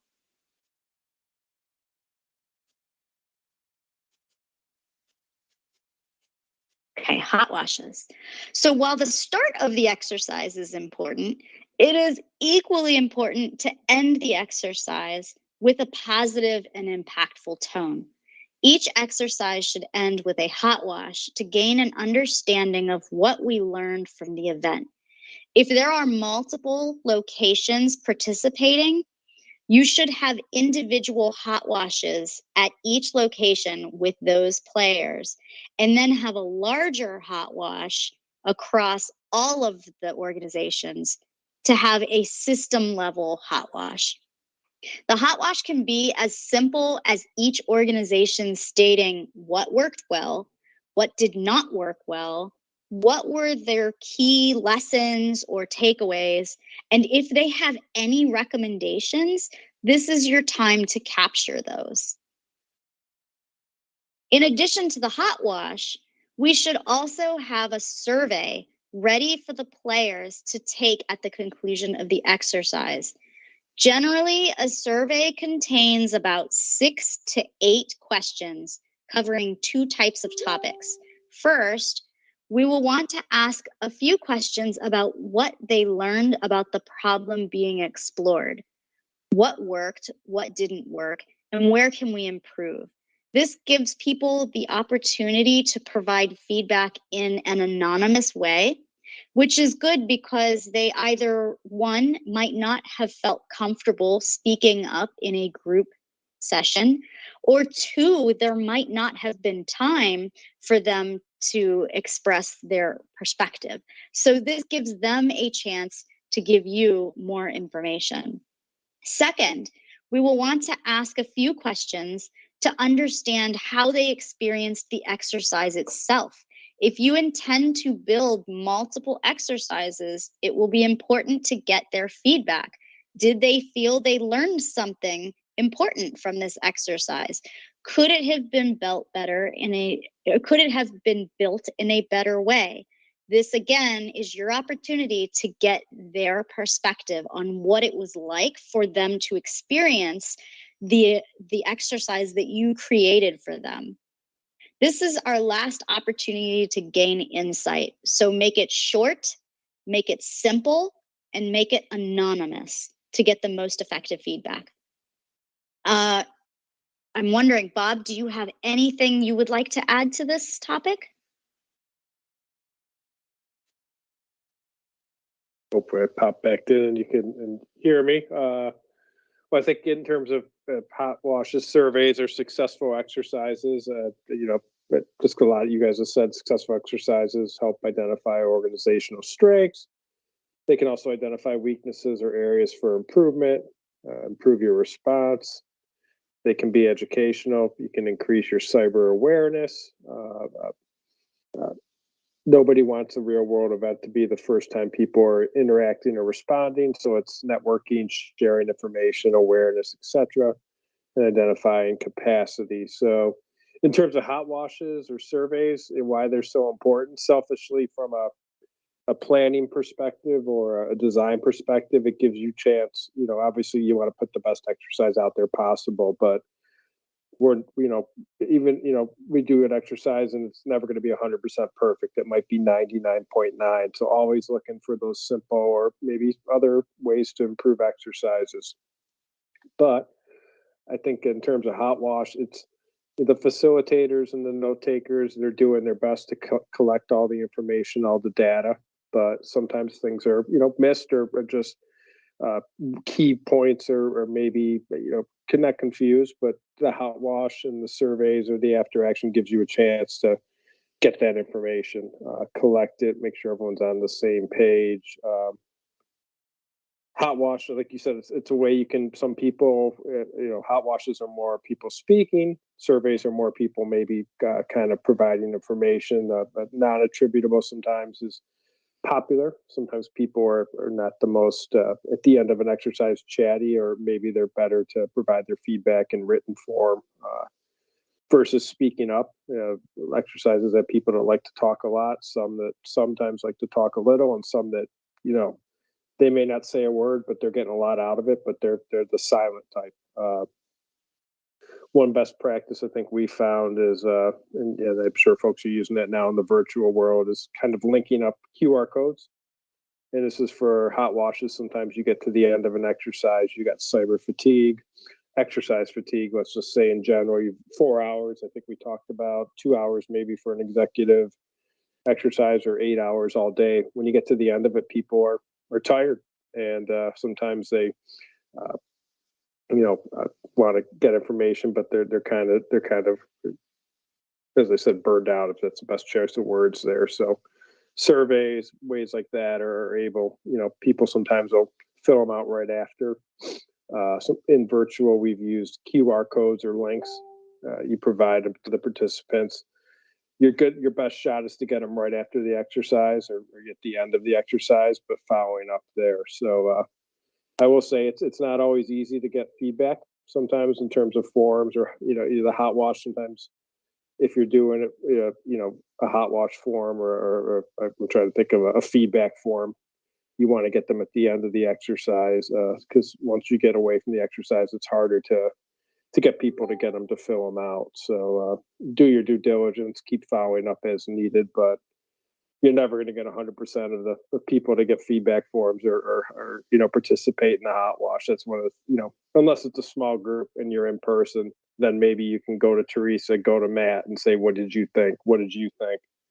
So it's important to get that information. Like as Teresa said, you do your best, but in the virtual world, sometimes it can be a challenge. So I've kind of rambled there a bit, so I'll kind of pass it over to you. Hopefully I kind of covered that stuff.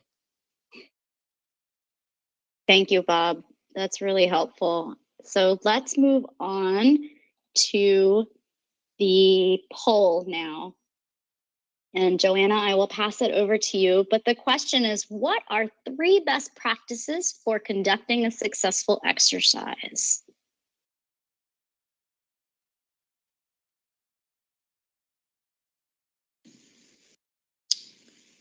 Okay, Teresa, the poll's open. We've actually got some good responses already coming in, so you should be able to see those now.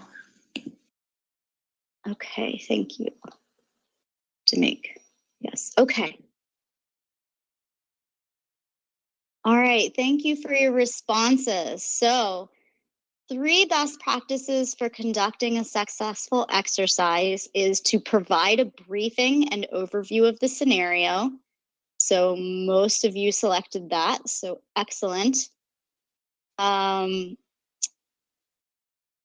second one is observers and evaluators collecting data. And then the third one is you should provide training and pre-exercise reading materials to the white team members. So this was a more difficult question. I will say that using the most advanced technical capabilities and tools is not something you want to do. And that might have been a confusing question. And I think some of you are changing your mind. The reason we want to not use advanced technology to help augment the exercise is because that could distract players from having the important discussions they need to be having. Remember, tabletop exercises are discussion based. So the advanced technology is really cool and a lot of people like it, but sometimes it requires more work than you get value out of it. So thank you for your participation in that poll. And now we're going to jump into phase 4, and I'm going to pass it over to my colleague, Amy. Slides, Teresa?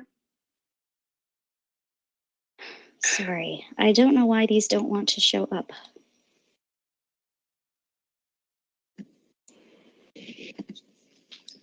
You're good. Thank you, Teresa. So in phase 4, we're going to be focusing on building out an effective after-action report that features actionable recommendations. So the end goal of a cyber exercise is to identify and analyze the areas to improve the participants' ability to respond and to recover from cyber incidents. And the primary output of this process is the development of an after-action report to document the results of the exercise and to provide specific recommendations for improvement based on the assessment. So in phase 3, Teresa and Bob just touched on how important the participant and observer insights from the exercise and the feedback from follow-up surveys are in order to help retell the story of what actually took place during the exercise. And so we're going to discuss the analysis of those insights and the feedback, and then evolving that into the 3 key elements of an after-action report. Observations that are aligned with a best practice and then linked to a corresponding actionable recommendation. So starting with observations, these are the output of the exercise feedback and insights assessment. And these are meant to not only capture the key lessons, the gaps, the detailed responses to injects during the execution, but also to highlight what was done well and any areas for improvement. So when analyzing the exercise feedback and insights to identify the relevant observations, some of the following elements should be considered. What actions were taken by participants and what were the outcomes? Did the participants accurately judge the issues at hand? Did their actions align with existing policies and procedures? Were they effective at addressing the issue? And then how did the results compare to the exercise goals and objectives? And when the observations are identified and refined, they should be at a level that is detailed enough that the organization understands the issue, the gap, the lesson learned, and then what type of best practice should be aligned to address it, and an actionable recommendation to remediate it. And there are typically two levels of observations, individual organization level that involve just one organization, and then system level observations that are more enterprise-wide and could involve multiple organizations. And this depends on what type of exercise you're conducting. So another key element is in the after action report are the actionable recommendations. Are those measurable corrective adjustments and changes that should be made based on the observation? And these recommendations should feature enough detail to enable you to effectively move forward on them to make the needed improvements or updates. And they should also take into account the capacity of the organization. If the identified gaps or weaknesses will be adequately addressed with a recommendation, and then how measurable the recommended actions actually are. And the final key element is the industry or government best practice, which is aligned to each observation and then mapped to an actionable recommendation. And these best practices are important because they help inform what should be in place and then help structure and make the recommendations more actionable. And then something to remember about the after action report is that this is the story of the identified gaps and lessons learned from the exercise. And it includes the mitigations, it includes the improvements for those gaps, and it should be circulated to all of the involved stakeholders, and then any personnel that is going to help implement the recommendations. Next slide. So on this slide, we have a real-world example pulled from an actual after-action report. And you can see an observation, the associated best practice, and then the actionable recommendation. And as mentioned, the observations can be as high level or as detailed as required by your organization. In this case, the observation is at a higher level, more of an executive level, and it's highlighting a limited understanding of the IT systems, which could impact effective prioritization of recovery. And then you can see that the linked best practice features a criticality assessment to identify the importance of IT systems. So it provides that lens on how to view the gap and the structure to focus on for the recommendation. And then the actionable recommendation directly aligns to that best practice. It recommends applying that criticality assessment and to address the gap and the need for improvement in the observation. And so now we will move to Cisa Insight, have Bob talk a little bit about how organizations can effectively leverage after action reports, and if in his experience, more detailed recommendations have been more successful, or if broader recommendations tend to be more successful. Thank you. Let me pop back in here again. I'll be a little more brief this time, but in terms of leveraging AARs, I would say the key is to get it to decision makers. Make sure we're not muted. Yeah, I can see I turned off the mute. You want to get AARs are most effective when it gets to leadership or people that can view them and provide action on them. I would say that's the key thing with AARs is how do you get them take advantage of the most is leveraging them to the decision makers, but also as many people in the organization is needed to make it, the hard work be beneficial. How detailed? I think it's kind of what you said. It can vary. We try to make recommendations specific. Vague recommendations sometimes are hard to interpret, hard to make operational or operationalize them.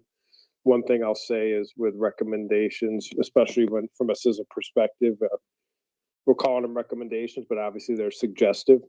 We at this point, CISA, and I think if you have people, working on exercises or partnering with you, are not going to be able to mandate recommendations. So, but that being said, I think you want them specific enough so people can see. I'm looking at the example right here, and I think it's fairly specific.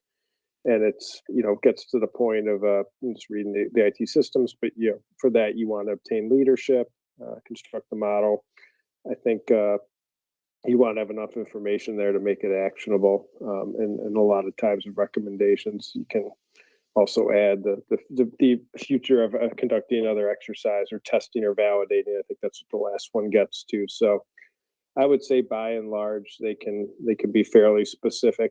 Even if it's something as beginning or starting let's say a cyber training program for your employees, you want to get a little bit more that's somewhat vague. So I think you'd want to talk about what it should include, how often, etc. Things to that nature. So I would say better to be more specific than not.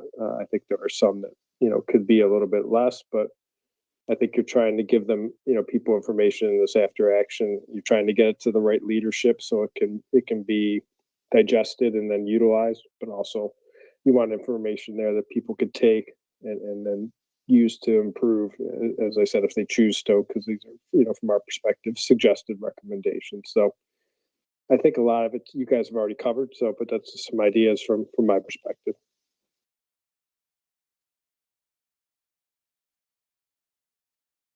Back over. Thank you, Bob. And so for our phase 4 polls, what are the key elements to include in the after action report? And so I believe that Joanna should have the Mentimeter up in a moment, and you can go in there and drop in your answers. Yes, Amy, thanks. The poll just opened.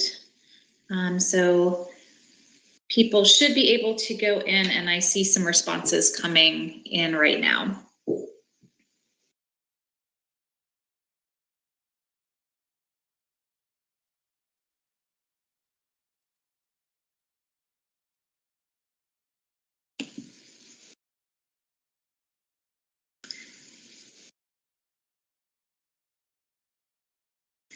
It looks like Amy and Bob, your point about actionable recommendations was well taken. That's in the lead for our key elements, followed closely by best practices mapped to a relevant recommendation. So those are the two at this point that are in the lead and gaining momentum. Observations is in third place. And then we have our bios, threat and thresholds at about 12 and 9% of our responses. And the appropriateness of the exercise format and venue is our least chosen response, only about 5%. So excellent. Looks like overall a lot of the respondents are recognizing that those 3 key elements of an after action report are the observations, the actionable recommendations, and the best practice that's mapped to the recommendations.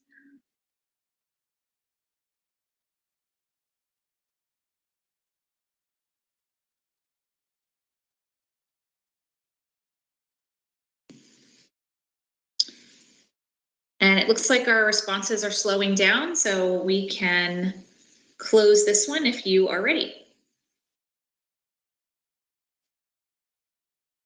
Yes, I think we can close it.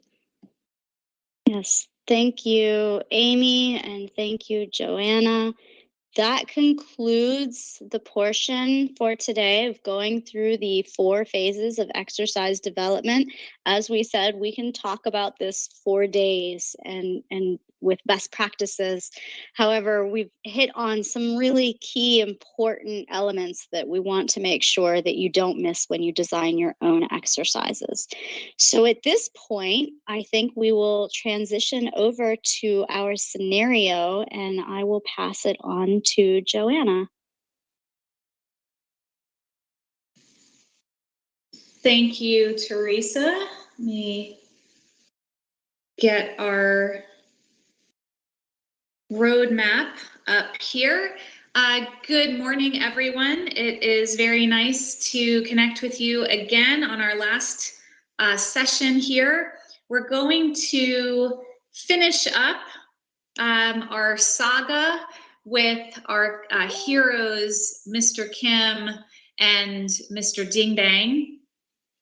Just a quick reminder of where we left our characters.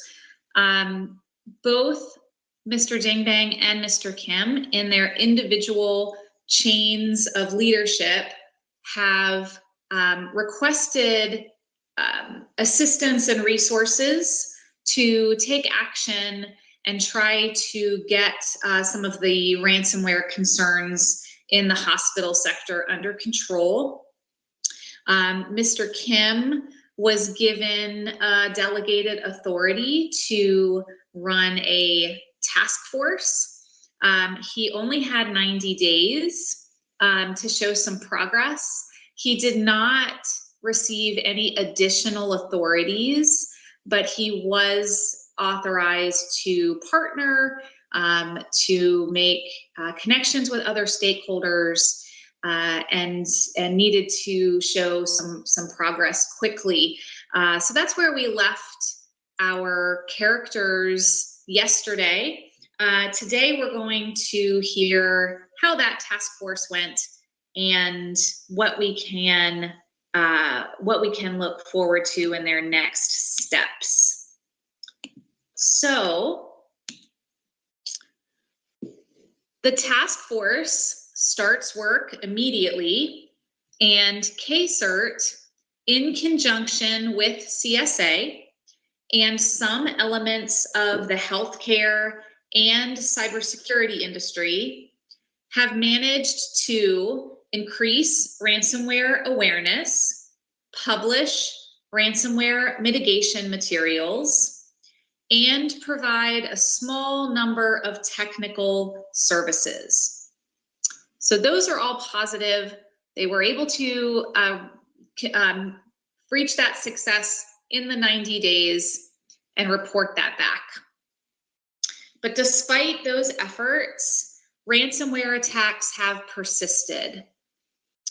Also, not all task force members have been fully engaged in task force activities, and we suspected that might happen. The minister has extended KCERT's mandate to 180 days to provide time for the task force to develop more strategic approaches. The task force decides to organize a national level tabletop exercise so it can observe behaviors and responses. And I'm going to give you a hint to pay attention to this part for when we come to our questions. The tabletop exercise is intended to observe behaviors and responses of key stakeholders and identify the biggest gaps in how the sector is identifying, detecting, protecting against, responding to, and recovering from ransomware attacks. Okay, that was my hint. Because it has a short timeline and a mandate to show progress to the National Security Council, it must act quickly and ensure that the exercise is very well organized and designed to focus on revealing the most important gaps and priorities. So with that, let's move to our poll question. Let me get this up here. So our first question is, what exercise objectives, and I gave you some hints there, should the task force focus on in this situation? And I'm also going to ask you to remember something that Bob mentioned in defining objectives or injects for that matter, and that is thinking about SMART objectives. So things that could be specific and measurable and achievable and realistic and time-bound. So thinking about those criteria and what we know Mr. Kim and the task force want to accomplish, tell us some exercise objectives that you think the task force should focus on. And while our participants are thinking about that, Matt, would you like to give some comments? Yeah, sure. Thank you. So this is a great question, and boy, did you throw out a lot of great information in the narrative there. So I think we have this task to make a national tabletop exercise. I think the first approach I would think of is, what do I not have to focus on?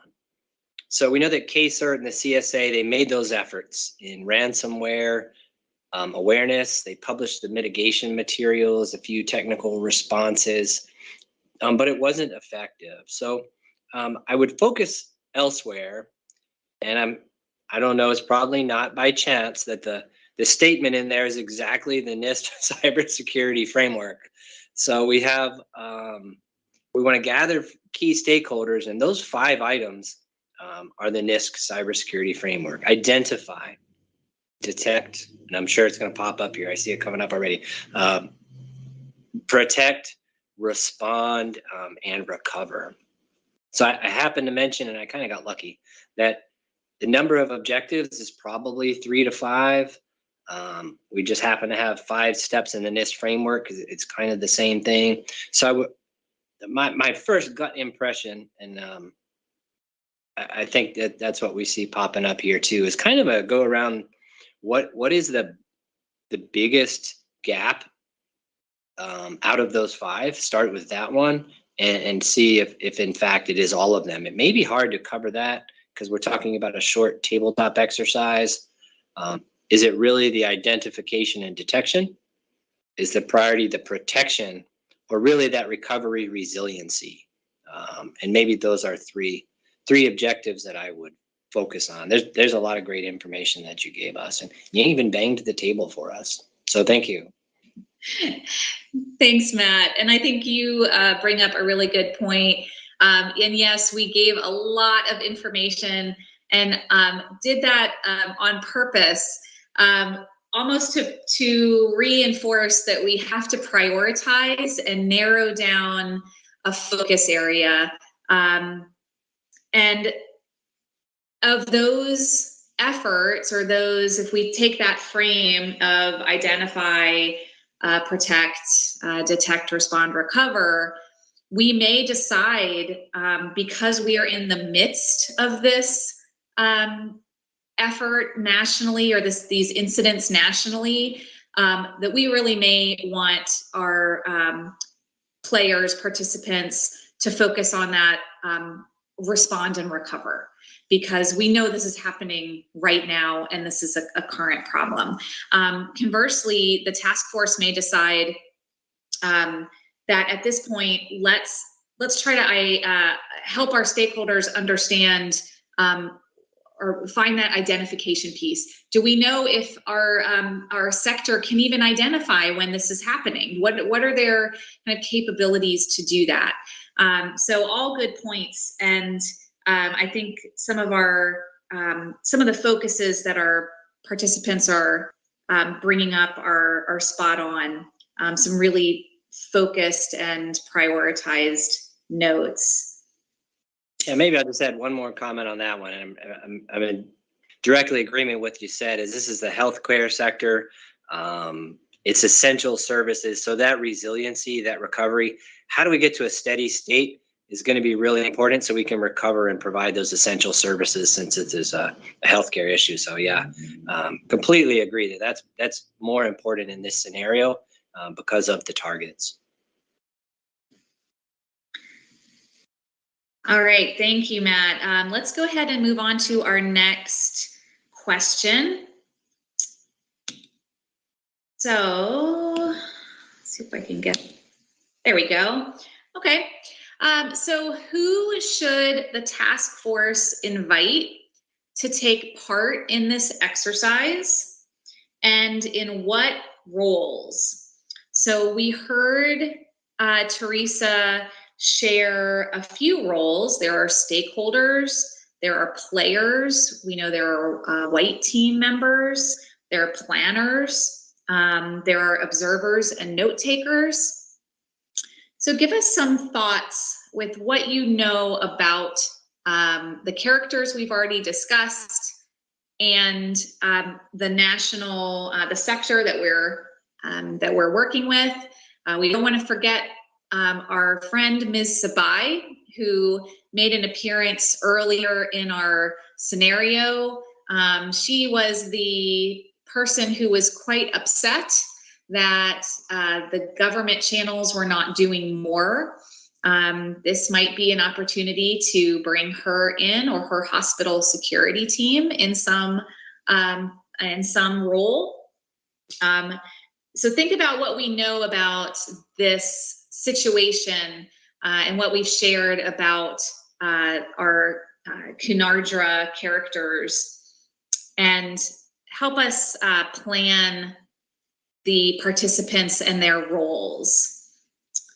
And Teresa, would you like to make some suggestions on this one while our audience is thinking? Yeah, I would. Thank you. Rather than focusing on who specifically should be invited to this event, I want to give some additional guidance on what to take into consideration when you are determining who should be involved with the exercise. First, it is very important to determine not only who should be involved, but what role they should play that will be the most valuable. Sometimes you will find that people would be wonderful white team members or planners, exercise planners. But if they're exercise planners, they can't be players, because players aren't supposed to know as much. So it's really important to determine which role they will provide the most value. Also, as Joanna mentioned, she kind of alluded to this. This is an opportunity to bring people together so they can be more involved in creating a solution for the problem, and for everyone to understand each other's respective roles and perspectives and how this incident could impact them. So think about all of the important stakeholders who are involved, anyone who may be impacted by this, anyone who you should be engaging with during an incident. Even if you're not engaging with them now, that's all the more reason to invite them to this event. Yeah, thank you, Teresa. Excellent, excellent considerations. Would any of the panelists like to comment on the suggestion of a purple team and what that might look like?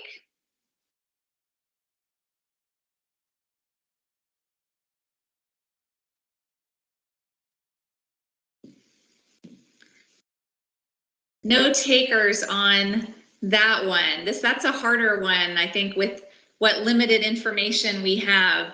But certainly in the planning, thinking about that, who are the malicious actors? Where is the problem statement, or the threat piece, and what is the defender piece, and how do those play into our injects?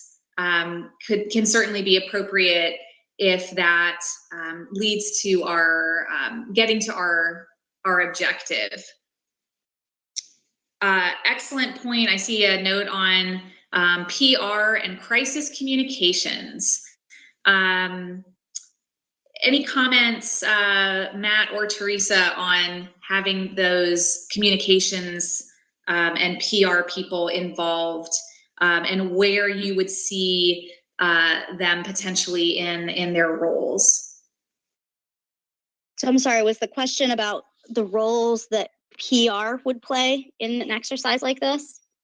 Well, I think that's one of the suggestions that we got, is having PR and crisis communications involved. So I'm just curious if you had some feedback on where you think they are best placed, in what roles. Yeah, so PR and crisis communications, they do often play important roles as players. Especially if you're dealing with a large incident and you have to deal with public relations. Say, for example, an incident, a rumor start, and you have lots of issues on social media with information sharing. You have news reporters showing up, and you need to determine what is the appropriate way to respond to the press. And how do you manage that crisis from a communications perspective? So yes, we have often had PR experts as well as crisis communications teams participate in an exercise. For example, we ran an exercise for a nuclear power plant. And when the locals got wind, no pun intended, that there was a problem at the power plant in their town, they were in an uproar and they began to panic. And so the PR specialists and the crisis communications team had to work together to manage that risk. Yeah, that's an excellent point. In our scenario, certainly there could be the public as a player or as a voice if these events that are occurring in the healthcare sector, that we're seeing that correlation between hospitals being able to operate in the middle of a global pandemic and what effect that might have on the general public. And is that a stakeholder group that needs to be addressed, particularly when we think about responding and recovering and what those processes look like? All really good points. Barbara, we are at 11:53. Can we maybe do one more question? You get one question. Okay, then in that case, we're gonna skip this one. We're gonna go to our final question here. What are some challenges the task force should be aware of when planning this exercise? And how should they address those challenges? We've talked about a few things, even in the commentary for our questions tonight. In addition to some of the points that our speakers brought up, Bob, would you like to comment maybe on some challenges that you see? This is a pretty complicated environment here with a group that we know maybe just forging a path in response, recovery, and managing incidents like this. What do you see some challenges here? A couple come to mind that hopefully folks can hear me that kind of alluded to in my previous is when you're talking about the planning, is whether it's new or not, it sounds like it's gonna be fairly complex. So as I say, if you can buffer the time for planning, the more time, the better. I would also say challenges at the same time. You want to build out the planning time, but you're going to be, taking into account people, real jobs, I should say, or real world jobs, as Teresa said. So an exercise is important, but these people are going to have daily jobs, daily responsibilities. So those have to be taken into account. But at the same time, you also want to get the key decision makers, the key experts involved. So I think you want to get started earlier I see time there. Skill and budget's important. The planning development, I see. I'm trying to get some of the answers to cheat a little bit and keep going. But no, I think it's key of the planning timeline. I always say that's the best way to provide more time than that. And then, as I said, selecting, in that phase one, identifying the key to people, not only the people that are going to be designing it, but those people from the organization that can vet the scenario, can approve the objectives, the purpose, etc. Have an understanding of what participants, will be, should be at the exercise, who should be part of the planning team. You want to have decision makers there in these planning meetings, and it's a give and take between the designers and the planning team, from the organization. So the first thing, again, I say is time, and then expertise, and then the others. I see a lot of those answers that are popping up there. So I can hand it off to anyone else if they want to add anything. I know we're getting close to wrap up time there, so I'll give folks to add on to anything I added there, but I think those are some of the key points. I just want to add one thing very quickly because I know we're almost done. Expectation management. It is going to be very important for the task force to manage the expectations of the people demanding this exercise, because you do not have the time, you do not have the resources to cover all of the things they wanted included in the exercise. And again, scope those objectives and stick to the objectives. Thanks. Yeah, I could not agree more, Teresa. Excellent point. I think that leaves us, we are out of time, and we've gotten our characters here through a pretty trying episode. I think we did a very good job. Thank you all, and Barbara, I will turn it back over to you, and we'll put up our session objectives poll for folks to answer while we close out. Thank you, Joanna. I'm going to actually briefly share a slide. What I want to do, share with our friends.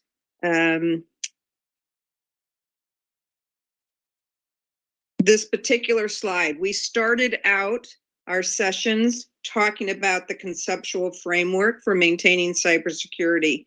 And as you can see with the red circles, we covered a lot of critical information over the course of these 6 sessions. And we hope that through these sessions, you have learned how to think about your approach to cybersecurity moving forward, and how all the pieces of your cybersecurity efforts all work together to build a very strong house. I'd really like to thank all of our attendees in Thailand for joining us for these 6 sessions, and for your great participation in our polls, commenting on the story of Mr. Ding Bang, for participating in the chat. We very much appreciate that. Thank you to all of our experts from SCI and Cisa and Mitre for providing such great insights on so many of these subjects. And thank you to NCSA for inviting us to present these sessions. We very much appreciate that. And thank you to U.S. Embassy Bangkok for all of its support to help us make this happen. Sawadee ka. สวัสดีครับขอบคุณทุกท่าน Thank you so much. Very impressive for all of your effort. Thank you so much.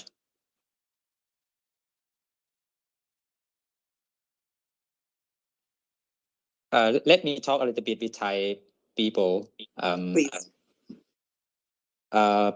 ก็จบไปแล้วนะครับวันนี้เป็นวันสุดท้ายสำหรับการอบรมของทางทีม Mitre Cisa SCI นะครับเขาทำงานหนักมากครับแล้วก็ผมเชื่อมั่นว่าทุกๆคนเนี่ยน่าจะสามารถเก็บเกี่ยวหลายๆสิ่งที่เป็น practice ของเขาไปปรับประยุกต์ใช้ในส่วนของงานของแต่ละท่านได้ไม่มากก็น้อยนะครับ ทีนี้ผมเข้าใจว่าถึงแม้ว่าจะพยายามเต็มที่ยังไงเนี่ยก็ยังคงมีพื้นที่สำหรับการปรับปรุงให้ดีขึ้นได้นะครับผมขอให้ทางทีมผู้ช่วยเลขาเนี่ยได้ส่งลิงก์เพื่อให้ท่านสามารถประเมินเซสชันของการอบรมของในส่วนของ Mitre เนี่ยในภาพรวมให้พวกเรานะครับเพื่อที่ว่าเราจะได้นำไปใช้ในการปรับปรุงให้ดียิ่งขึ้นไปนะครับขอให้ท่านเน้นว่าถ้าเกิดมีข้อที่ควรจะต้องปรับปรุงขึ้นได้เนี่ยท่านมีความเห็นว่างั้นอะไรคือสิ่งที่ท่านจะแนะนำเพื่อให้ทำเพิ่มขึ้นนะครับทางผมทางทีมของคุณบาบาร่าแล้วก็ทุกท่านนะครับก็ยินดีน้อมรับแล้วก็จะเอาไปหาเซสชันดีๆอย่างนี้มานำเสนอทุกท่านต่อไปในอนาคตครับ alright Barbara that's all from me thank you so much ขอบคุณครับ Thank you so much. It has been a pleasure, and we hope that we will get to continue to work in the future to continue with these important lessons. And we wish you all the best during your important exercise in December. Thank you so much. And with that, we'll sign off. Oh, all right. See you next time. Bye-bye. Bye-bye.